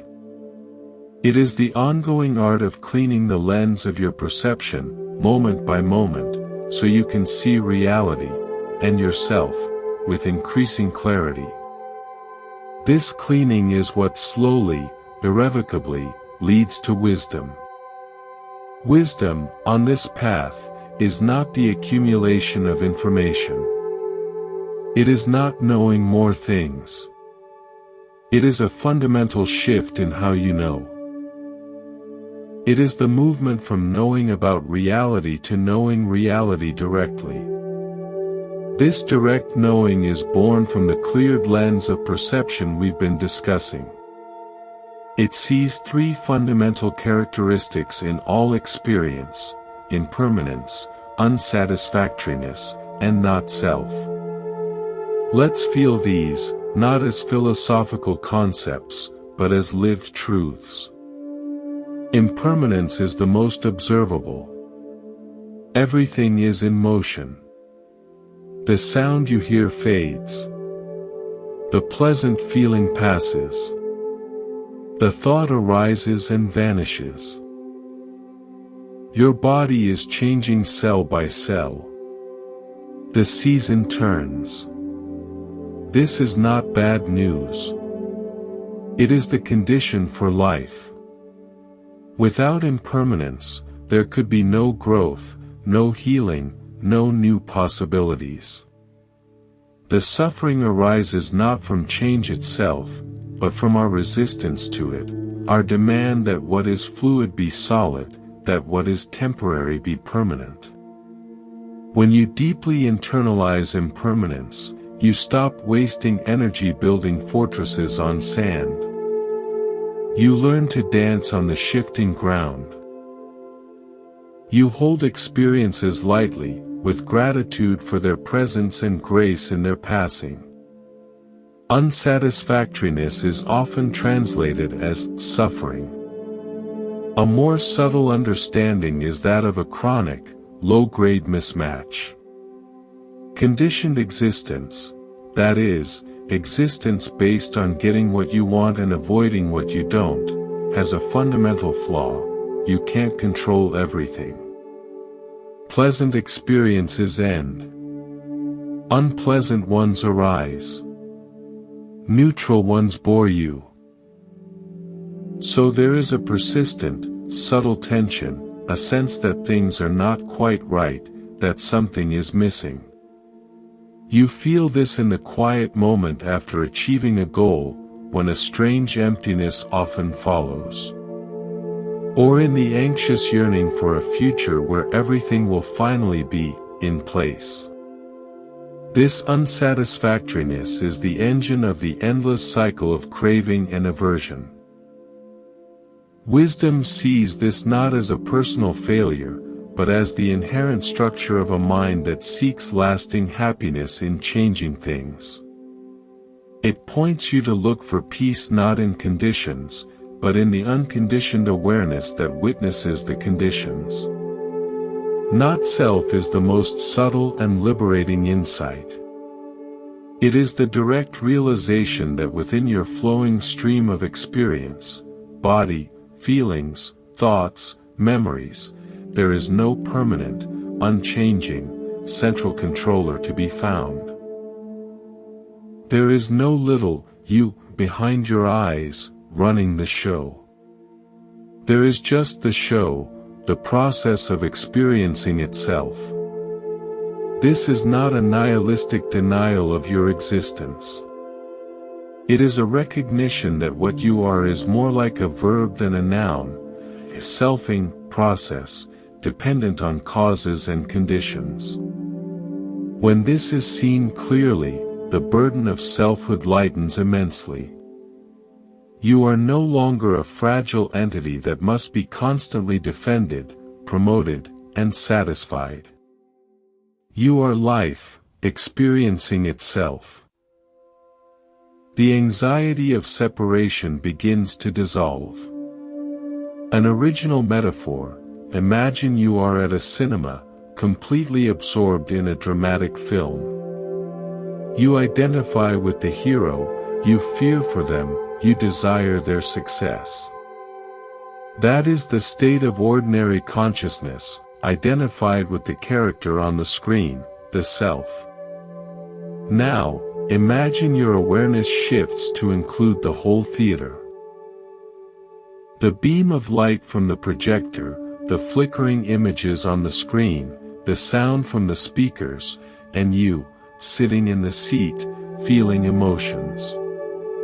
You are now aware of the entire process of movie watching. The drama is still happening, but you are no longer completely lost in it.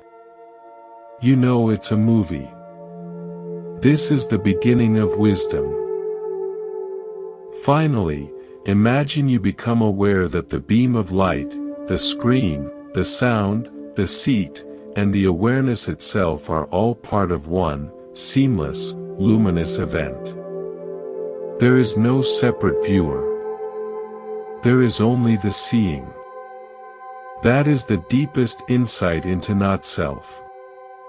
You are not in the world is in you, and ultimately, even that separation falls away. These insights don't usually arrive as thunderbolts. They dawn gradually, like the morning light, as you consistently practice mindfulness. You have a bad day and notice, that entire storm of emotion has now completely passed. Where did it go? That's a taste of impermanence. You get the thing you desperately wanted and feel the surprising pang of, is this all? That's a taste of unsatisfactoriness. You're about to react in anger, and in the pause, you see the anger as a conditioned energy surge, not as your true essence. That's a taste of not self. This wisdom is what allows you to live with equanimity. Equanimity is not indifference. It is not a cold, flat state. It is balance of heart. It is the capacity to be with all experiences, pleasure and pain, praise and blame, gain and loss, without being knocked off your center. It is the deep understanding that all these are visitors, coming and going in the open space of your awareness. They are not you, and they do not define you. With equanimity, you can care deeply without being desperate. You can act passionately without being attached. You can love fully without clinging. It is the ultimate resilience. Cultivating equanimity is a specific practice. It often follows metta. You sit and offer phrases like, all beings are the owners of their karma. Their happiness or unhappiness depends on their actions, not on my wishes. Or, things are as they are. May I meet all experiences with balance and peace. This practice wisely acknowledges your limits. You cannot control the outcomes of others' lives or all the events of the world. Releasing the burden of that impossible responsibility creates a profound peace, freeing your energy for compassionate action where you can make a difference. From this place of balanced wisdom and equanimity, your life naturally expresses the highest ethical principles. You don't need a list of commandments. You naturally refrain from harm, because you see the interconnectedness of all life. You naturally act with generosity, because you know clinging brings no lasting joy. You naturally speak truthfully and kindly, because you see how words shape reality. Your ethics become an expression of your understanding, not an obedience to external rules. This integrated being, grounded in ethical harmony, stabilized in concentration, and illuminated by wisdom, is the embodiment of the path. It is a life of profound freedom and quiet joy. But it asks one final, continuous practice. The practice of letting go of the path itself. There is a beautiful, paradoxical stage on this journey where you must learn to let go of the path itself. The maps, the practices, the very identity of being a seeker or a practitioner, these too can become forms of subtle clinging. They can become a new self to defend, a new set of expectations to fulfill, a new ledge to cling to on the mountainside. The raft is meant to cross the river, not to be carried on your back once you reach the other shore. How do you know when this is happening? You might find yourself subtly comparing your practice to others. You might feel a sense of spiritual pride, or its shadow, spiritual inadequacy. You might become rigid about your routine, anxious if you miss a session, attached to a certain peaceful feeling you think you should have. The practice itself becomes a source of stress, a new territory for the ego to colonize. The sign is always a feeling of contraction, of tightness, even around something good. The remedy is to remember the essence, awareness and kindness. The form is always in service to that essence.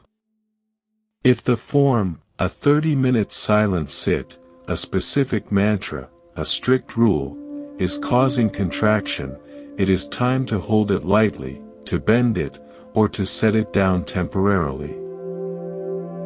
The Zen masters say, if you meet the Buddha on the road, kill him. It's a shocking way of saying, do not cling to the concept of enlightenment, to the image of the teacher, to the ideal of the perfect practice. These are pointers, not the moon itself. If you cling to the pointer, you will never look where it's pointing. I want to share an original story inspired by the craft of traditional navigation in the Marshall Islands. The navigators, called Ripta, would voyage across thousands of miles of open Pacific Ocean without instruments. They used stick charts, frames with shells and sticks representing ocean currents, wave patterns, and star paths. These were not literal maps to be held up and compared to the water. They were conceptual models, learned by heart and through feeling. Once at sea, the navigator would not look at the chart. He would feel the swell of the ocean beneath the canoe, watch the patterns of the waves, read the stars and the flight of birds. The chart was a teaching tool for the land, but the true navigation was an embodied, felt, immediate conversation with the sea and sky itself. At a certain point, he had to forget the chart to truly see the ocean. Your practices are your stick chart. You learn them on the land of your daily routine. But their purpose is to enable you to navigate the open sea of your actual, moment-to-moment lived experience. There will come times when you must put the chart down and simply be in direct, intimate conversation with what is, feeling the swell of emotion, reading the stars of your intuition, trusting the felt sense of the body. This is moving from technique to intimacy. This doesn't mean abandoning discipline. It means your discipline becomes intelligent, responsive, and fluid. Some days, formal meditation is the perfect practice. Another day, the practice might be to forego the cushion and go for a long walk in nature, with full sensory awareness. Another day, it might be to cancel your plans and take a nap when you are exhausted, seeing that as the wisest, most compassionate action. The form serves the function of wakefulness, not the other way around. This principle of non-clinging extends to your insights and experiences. You may have a profound moment of peace, a glimpse of boundless awareness, a deep release of an old pain. The mind's immediate tendency is to want to capture it, repeat it, own it. I had a breakthrough. Now I need to get back to that state. This turns a liberating experience into a new object of craving. The wise approach is to receive the gift with gratitude, and then let it go, like watching a beautiful sunset that cannot be stored. What remains is not the memory of the sunset, but the subtly changed relationship you now have with the sky. The insight is integrated not by clutching it, but by letting it alter your baseline perception. Ultimately, you are not practicing to become a person who is enlightened. You are practicing to see through the illusion of a separate person altogether. In the deepest sense, there is no one to improve, no one to become spiritual. There is just this. Life, appearing as this body, this mind, this moment. The practice is the expression of this, awakening to itself. When this is felt, effort becomes effortless. Practice becomes what you are, not what you do. And in that space, a deep, quiet humor about the whole human drama can arise. You see the antics of the ego, your own and others, with compassion and a smile, like watching a child's earnest but ultimately inconsequential game. From this space of uncluttered being, action flows that is truly spontaneous and appropriate. It is not calculated to get a result or build an image. It is the natural, creative response of life intelligence to the present situation. This is the meaning of Wu Wei in Taoism, actionless action, or effortless doing. It is the action of the bamboo, which bends in the wind without resistance and then springs back, using the very force that strikes it. It is the action of water, which wears away stone not by force, but by consistent, gentle presence. Your life, lived from this place, becomes your real teaching, your real art. It requires no announcement. It is felt by others as a quality of presence, a stability that is not rigid, a warmth that is not cloying, a clarity that is not cold. You become a living sanctuary, first for yourself, and by your very being, for the world. Let's bring this understanding into the most intimate sphere, your relationship with your own body. For many, the body is a source of anxiety, a project to be managed, a thing that disappoints or fails. It is judged, pushed, numbed, or indulged. The path of integration asks for a radical shift, to move from seeing the body as an object you possess, to experiencing it as the subject you are, the living ground of your being. The body is not a machine that carries your brain around. It is a vast, intelligent, sensing field, constantly communicating. A knot of tension in your shoulders is not just a muscular issue, it is a story of held responsibility or fear. A flutter of anxiety in the gut is not just indigestion, it is a primal response to perceived threat. Your body speaks the language of sensation, not words. Learning to listen to this language is a direct path to self-knowledge and healing. The practice is somatic mindfulness. Dropping awareness out of the busy thinking brain and down into the felt sense of the body. You can do this right now. Close your eyes if you can. Bring your attention to your right hand. Don't think about your hand. Feel into it. Feel the subtle tingling, the temperature, the sense of aliveness, the boundaries of skin. Can you feel the pulse? The weight? Do this with each part of the body, moving slowly. This is not a medical scan, it is a gentle, curious visitation. You are saying to each part, I am here. I am listening. This practice, over time, rebuilds the severed connection between mind and body. It heals the dissociation that is at the root of so much stress and illness. When you feel an emotion arising, instead of getting caught in the story about it, why am I angry? Who's to blame? You drop down. Where do I feel this in my body? A tight chest. A hot face. A churning stomach. Place your attention there with kindness, as if placing a warm hand on a hurting place. Breathe into that sensation. Often, the emotion, felt fully as pure sensation without the story, will move, change, and release on its own. The body knows how to heal when given the space of non-judgmental attention. An original story from the realm of deep ecology, there is a recognition in many indigenous traditions, and now in Western science, of forest intelligence.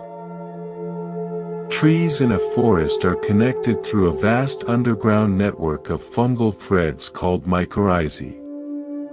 Through this wood wide web, trees share nutrients, send chemical warnings about pests, and even support the young seedlings of their own and other species.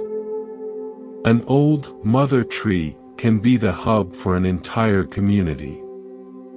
The forest is not a collection of separate objects, it is a communicative, responsive, intelligent organism. Your body is your personal forest.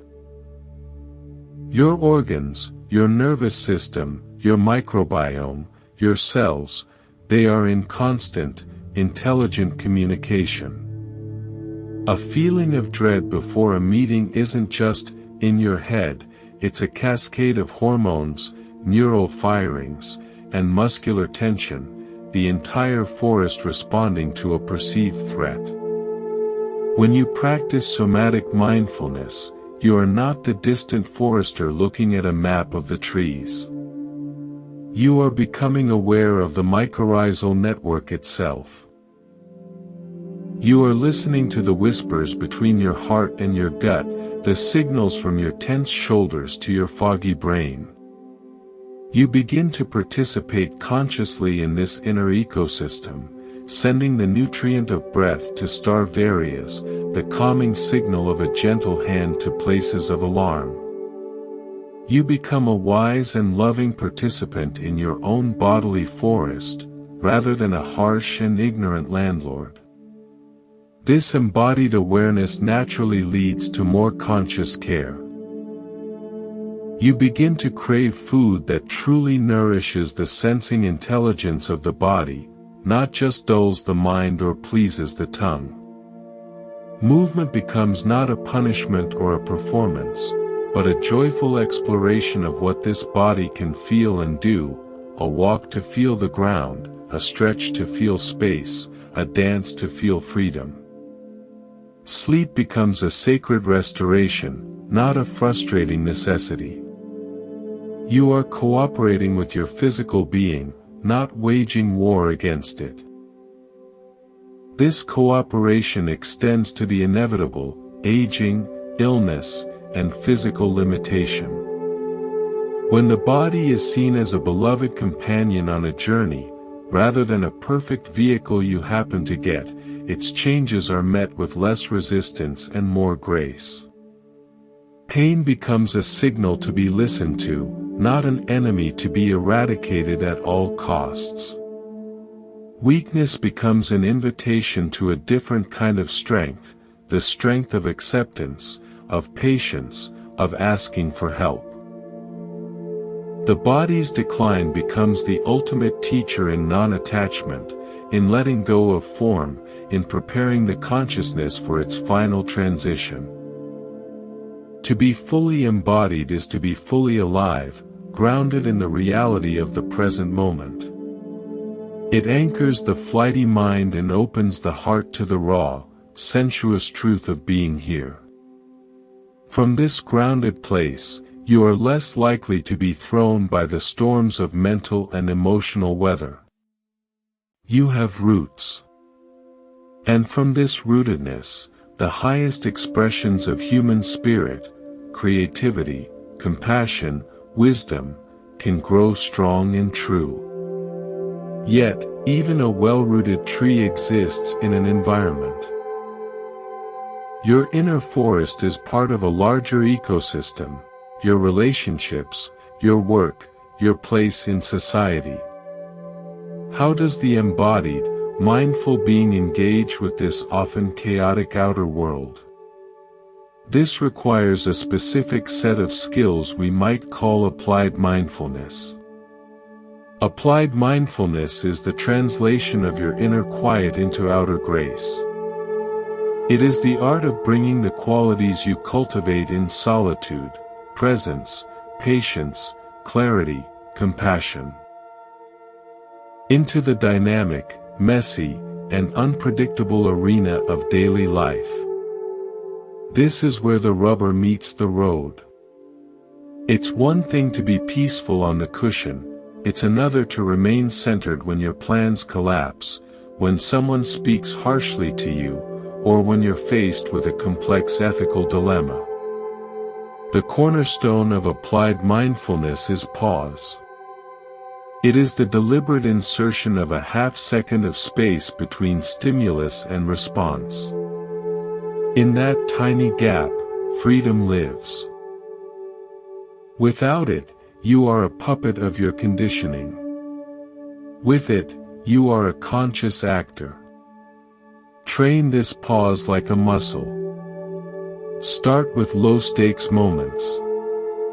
The phone rings. Instead of an automatic grab, let it ring twice while you take one conscious breath. An email notification pops up. Close your eyes for a moment before you click. Someone asks you a question.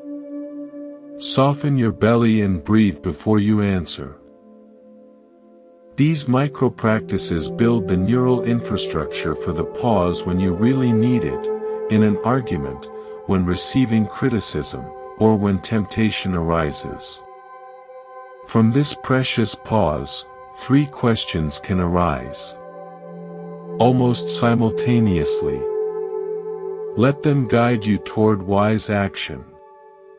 First, what is actually happening right now?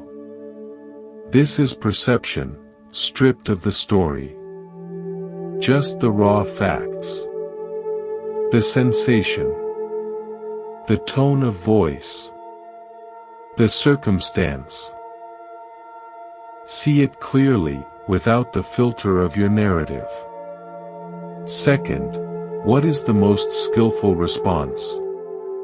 Not the habitual reaction. Not the defensive one. But the response guided by wisdom and compassion.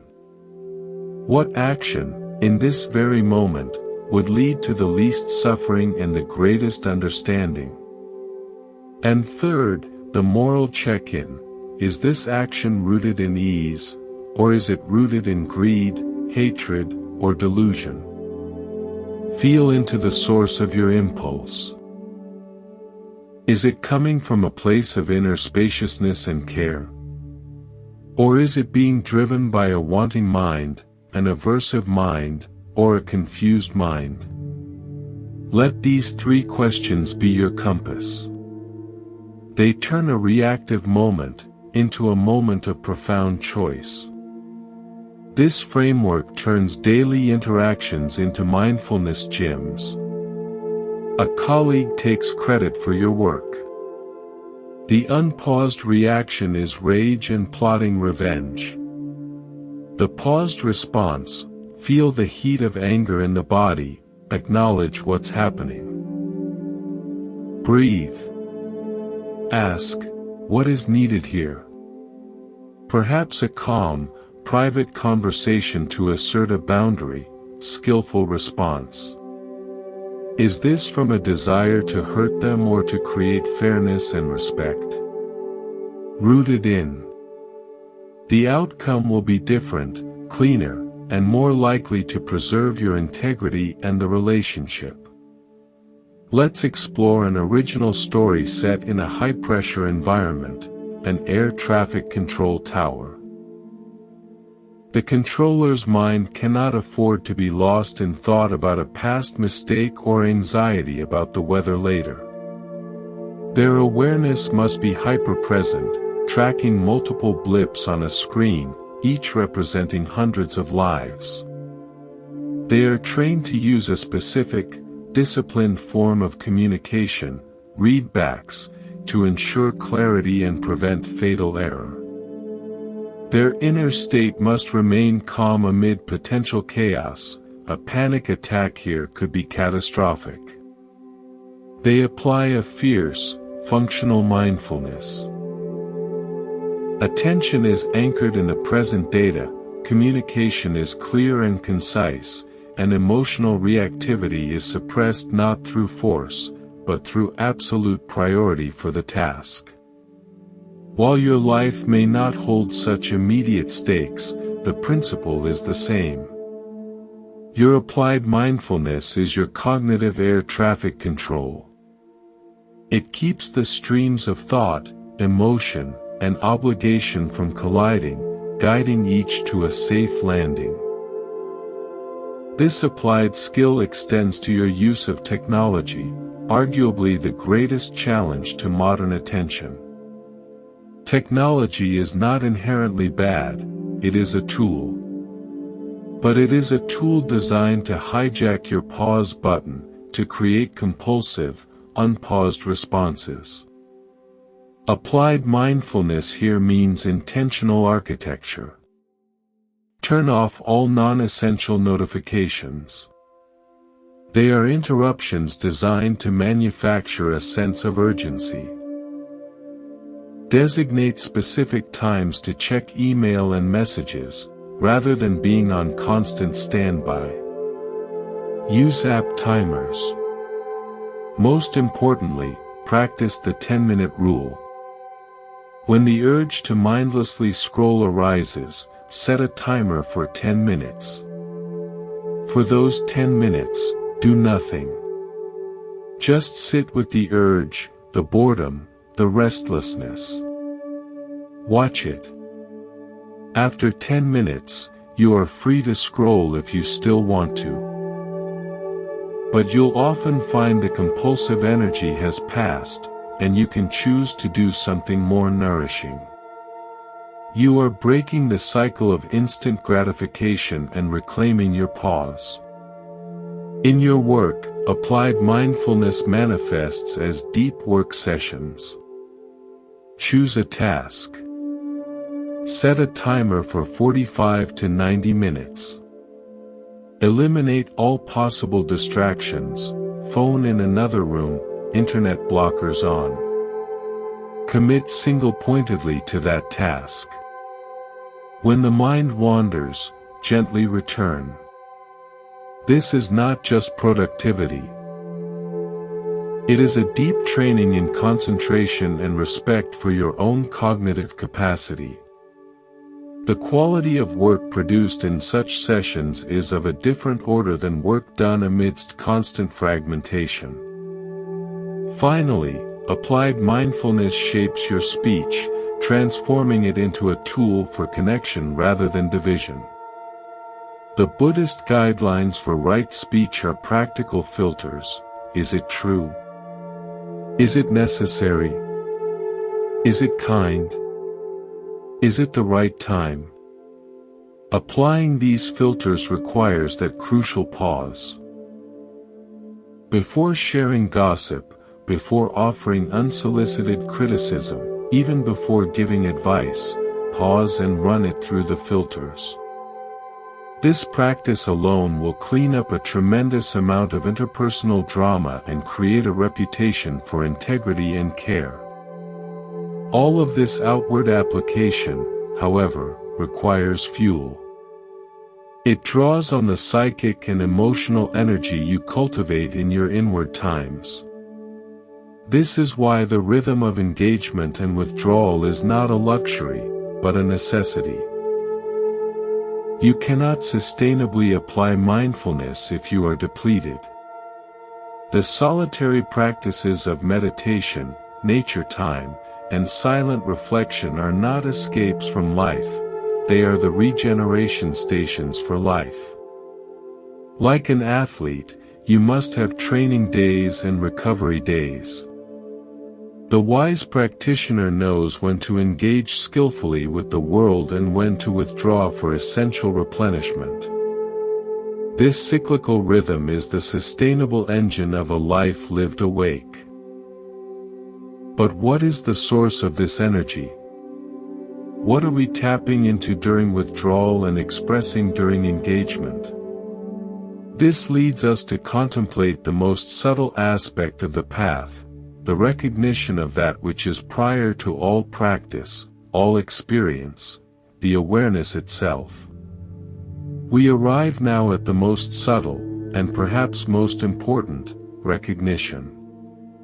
Throughout our journey, we've spoken of cultivating awareness, of returning to it, of using it as a tool. But what if awareness is not something you cultivate, but something you are? What if it is not a tool, but the very hand that holds all tools? This is the investigation into the nature of awareness itself. Close your eyes for a moment. See if you can find your thoughts. You can notice them, yes. See if you can find your feelings. You can feel them, yes. See if you can find bodily sensations. You can sense them. Now, try to find the one who is noticing, feeling, sensing. Look for the looker. What do you find? Do you find another thought? Another sensation? Or do you find simply space? A knowing, open space within which thoughts, feelings, and sensations appear and disappear. This space-like, knowing quality is awareness. It is not a thing. It has no shape, color, or location. It is likened to the sky, while your experiences are the weather. The sky does not cling to the clouds or resist the storm. It holds them all, unchanged by their passage. You are that sky. You are not the temporary weather patterns of happiness, sadness, or anxiety. You are the aware space that knows them. This is not an intellectual belief.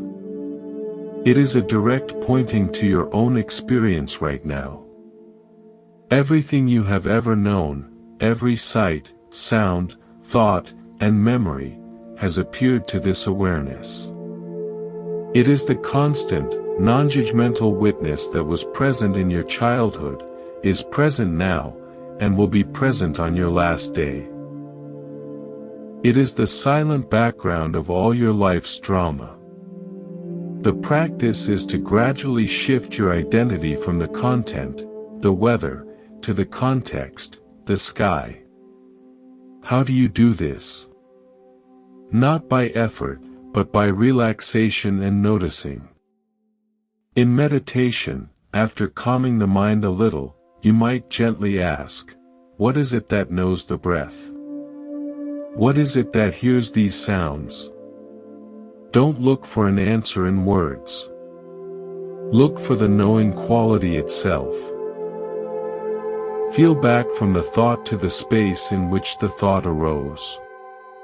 It's a subtle, intuitive turning of attention from the object to the subject.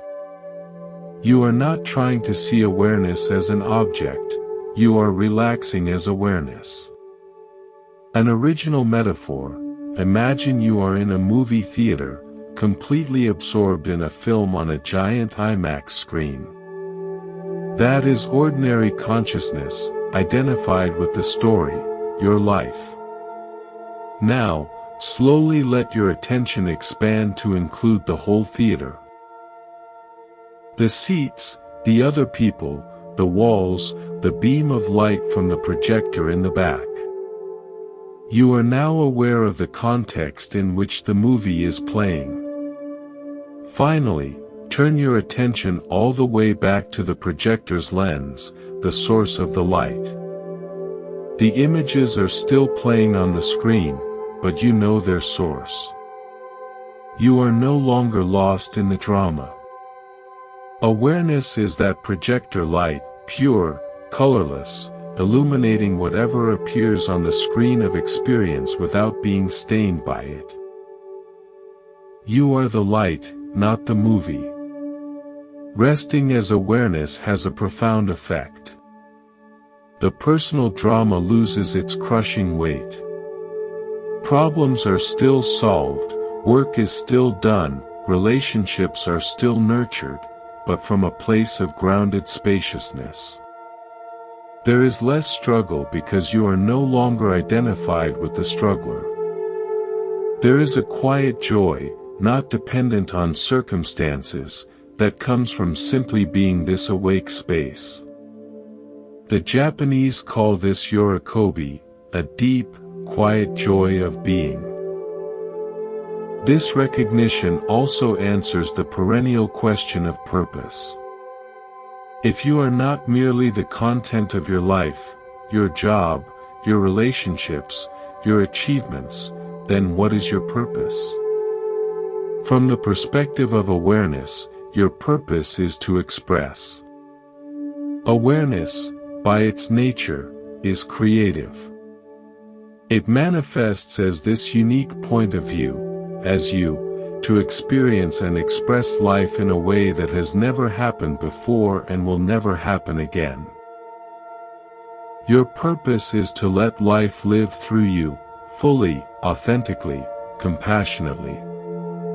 It is to let the movie play in all its vivid color and emotion, but to never forget you are the light projecting it. This makes your life a work of art, a unique offering to the whole. This does not mean passivity. It means action arises from a deeper source. When you act from the small, separate self, it is usually motivated by fear, lack, or desire for recognition. When action arises from awareness, it is motivated by intelligence, compassion, and a sense of the whole. It is more effective and leaves less residue of stress and regret. Finally, recognizing yourself as awareness transforms your relationship with others. You begin to see that the same aware space that you are is also looking out from behind the eyes of every person you meet. The forms are different, different bodies, different histories, different personalities. But the essential conscious presence is the same. This is the root of true compassion and equality. You are not helping a separate other, you are one awareness meeting itself in another form. This ends alienation and breeds a profound, non-sentimental kinship with all of life. This understanding is the culmination, but also the beginning. It is the foundation that makes all the previous practices, ethics, meditation, wisdom, not duties, but natural expressions of what you are. You follow the path not to get somewhere, but to express what you already are, awake, compassionate, free. The journey ends where it began, but you know the place for the first time. And yet, the human experience continues. You still have a personality, preferences, and a place in the world. How does this formless awareness live a human life?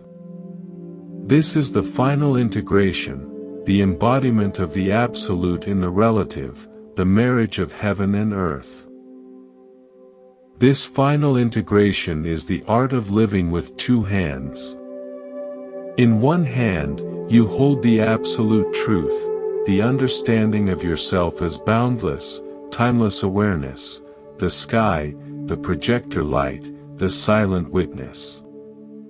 In the other hand, you hold the relative truth, the fact that you are also this particular human being, with a name, a history, a body that gets tired, a heart that feels, and responsibilities in a world of time and form. The wisdom is in not dropping either hand. It is in learning to use both. To live only in the absolute, to only identify as the sky, can lead to a detached, disembodied spirituality that is ungrounded and unhelpful. It can become an excuse to avoid human commitments, emotions, and the messy work of healing and growth. To live only in the relative, to only identify as the human character, is to remain in the suffering of separation, fragility, and endless seeking. The fullness of awakening is to inhabit both dimensions simultaneously. In practical terms, this means, you feel a deep grief. In your relative human hand, you allow the feeling fully. You cry, you feel the ache in your chest, you honor the love that caused the loss. You don't spiritually bypass it by saying, it's all an illusion. Simultaneously, in your absolute hand, there is a gentle, background knowing, this grief is a weather pattern in the sky of awareness. I am the sky, not the storm. This too shall pass. This doesn't stop the feeling. It holds it in a vast, compassionate space, preventing you from being completely drowned by it. You are fully human, but not only human. You face a difficult task. In your relative hand, you make a plan, you marshal your skills, you feel the pressure of the deadline.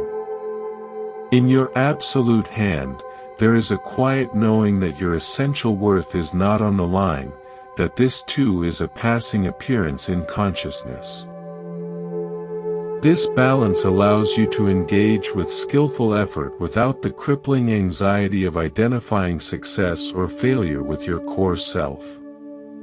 A beautiful metaphor for this is the experience of an actor deeply immersed in a role.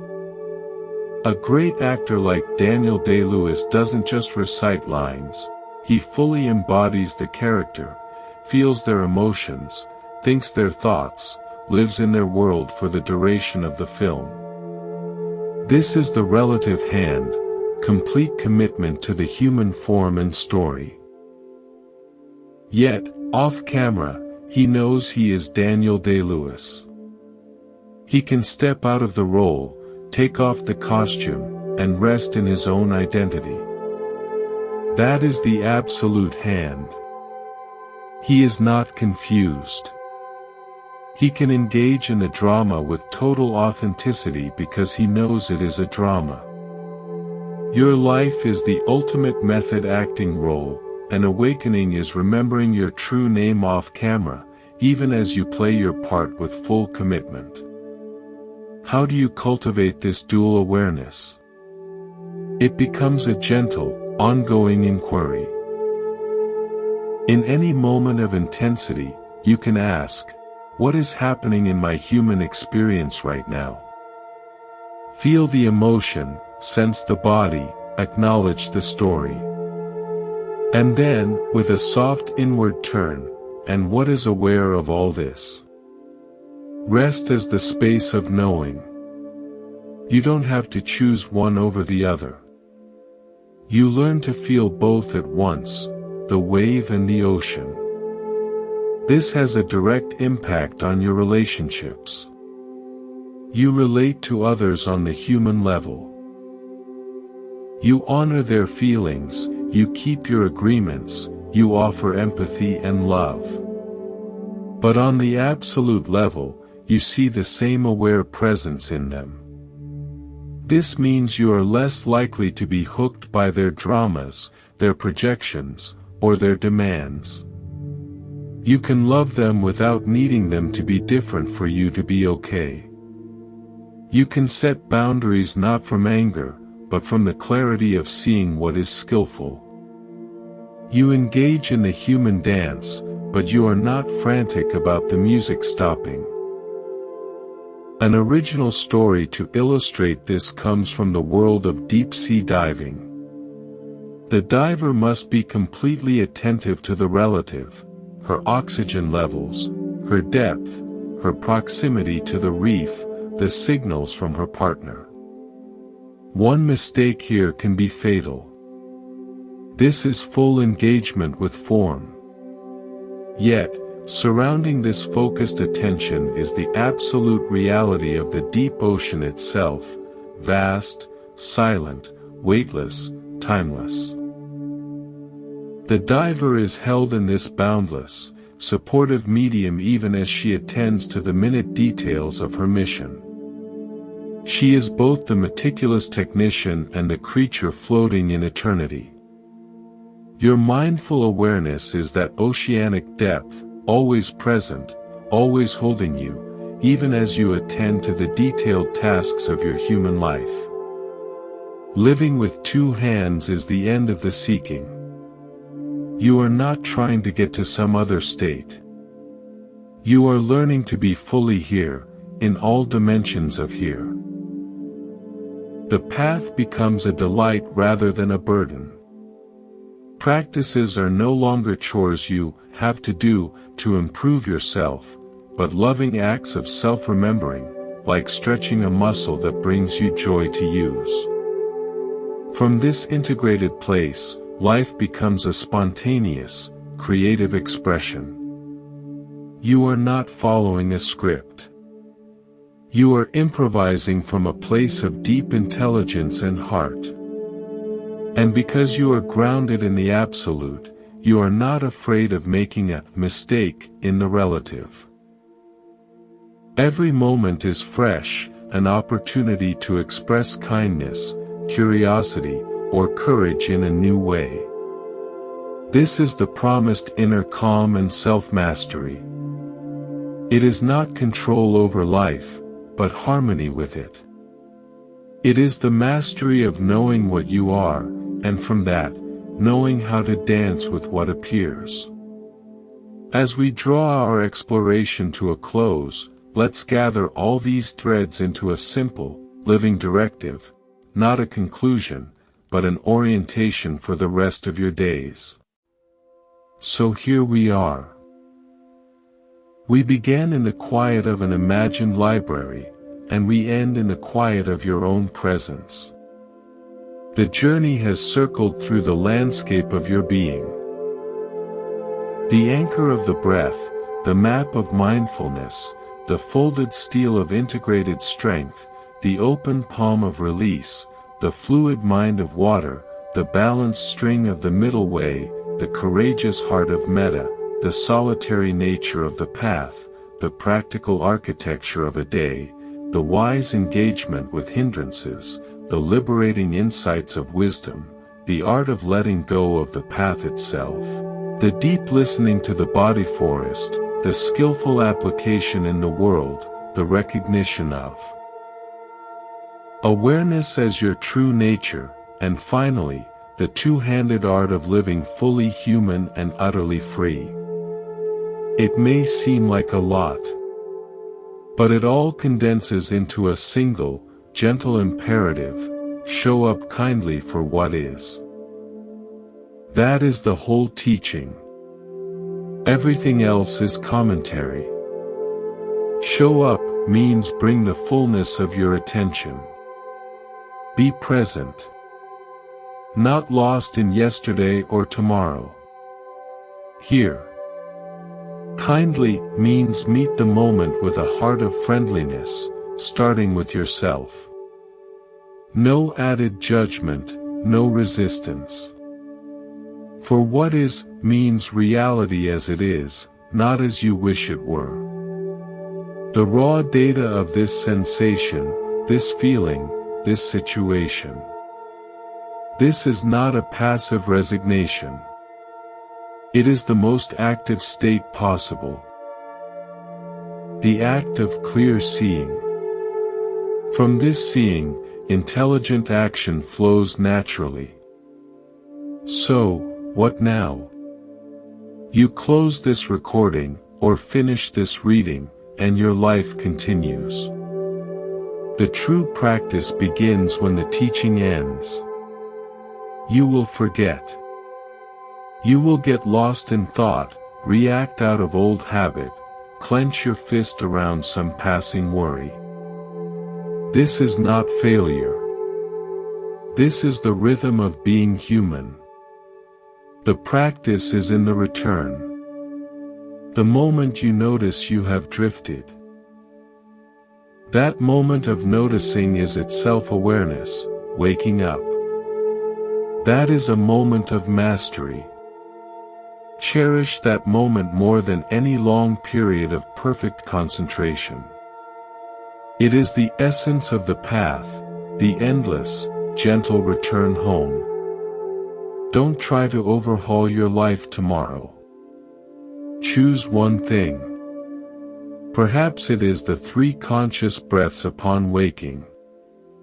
Perhaps it is the pause before reaching for your phone. Perhaps it is one moment of metta for yourself in the mirror. One thing, done with full attention, is a complete revolution. It is a mustard seed that contains the entire tree. Remember the spiral. You will circle back to old challenges, but you will see them from a higher turn. What felt like an impassable wall at one level may, from a slightly greater height, be seen as a small ridge on a vast landscape. Trust the process. Your only task is to show up for this turn of the spiral. The path unfolds the view in its own time. Find joy in the ordinary. The sacred is not somewhere else. It is hidden in the plain sight of your daily routine, in the steam rising from your morning cup, in the weight of your body in the chair, in the sound of a loved one's voice, in the weariness at the end of a day well lived. Mindfulness is the act of consecrating the ordinary by giving it your full attention. And please, be gentle. This is perhaps the most important instruction. You are not sculpting a statue out of granite. You are tending a living garden. Use a gardener's hands, patient, observant, tender. Some days you water, some days you weed, some days you simply sit on the bench and appreciate what is already growing. Self-compassion is the water and sunlight of the entire endeavor. You are not alone. Even in your most solitary practice, you are part of a timeless lineage of humans who have looked inward, who have chosen depth, who have sought freedom. You are in magnificent company. When you sit to breathe, know that countless others, across time and space, are sitting in their own way, turning toward the same silence, nourishing the same peace. Your quiet courage contributes to a collective field of awakening. The world needs this. It does not need more opinions, more noise, more frantic doing. It needs more presence. It needs people who have done the hard, quiet work of integrating their own shadows, of calming their own storms, of opening their own hearts. It needs people who can listen, who can hold space, who can respond instead of react. By tending your own garden, you make the entire ecosystem of human consciousness just a little healthier, a little kinder. So walk on. Walk alone when you need to hear your own truth. Walk with others when you can, to share the journey. But walk. One step, one breath, one moment of kindness at a time. The mountain of your own being is always there to be climbed, but remember, you are also the mountain itself, vast and still. And you are the climber, with tired legs and a hopeful heart. And you are the path, winding ever upward into the mist. It is all you. There is nowhere to get to. It is all right here. Thank you for walking this part of the path with me here at Monk's Temple. Wherever you are, whatever you face, May you remember the sky-like nature of your mind. May you be grounded in your body. May your heart be open. May you live with ease. Walk gently. Be water. Be light. Be free. Until we meet again on the path, dear friend, farewell.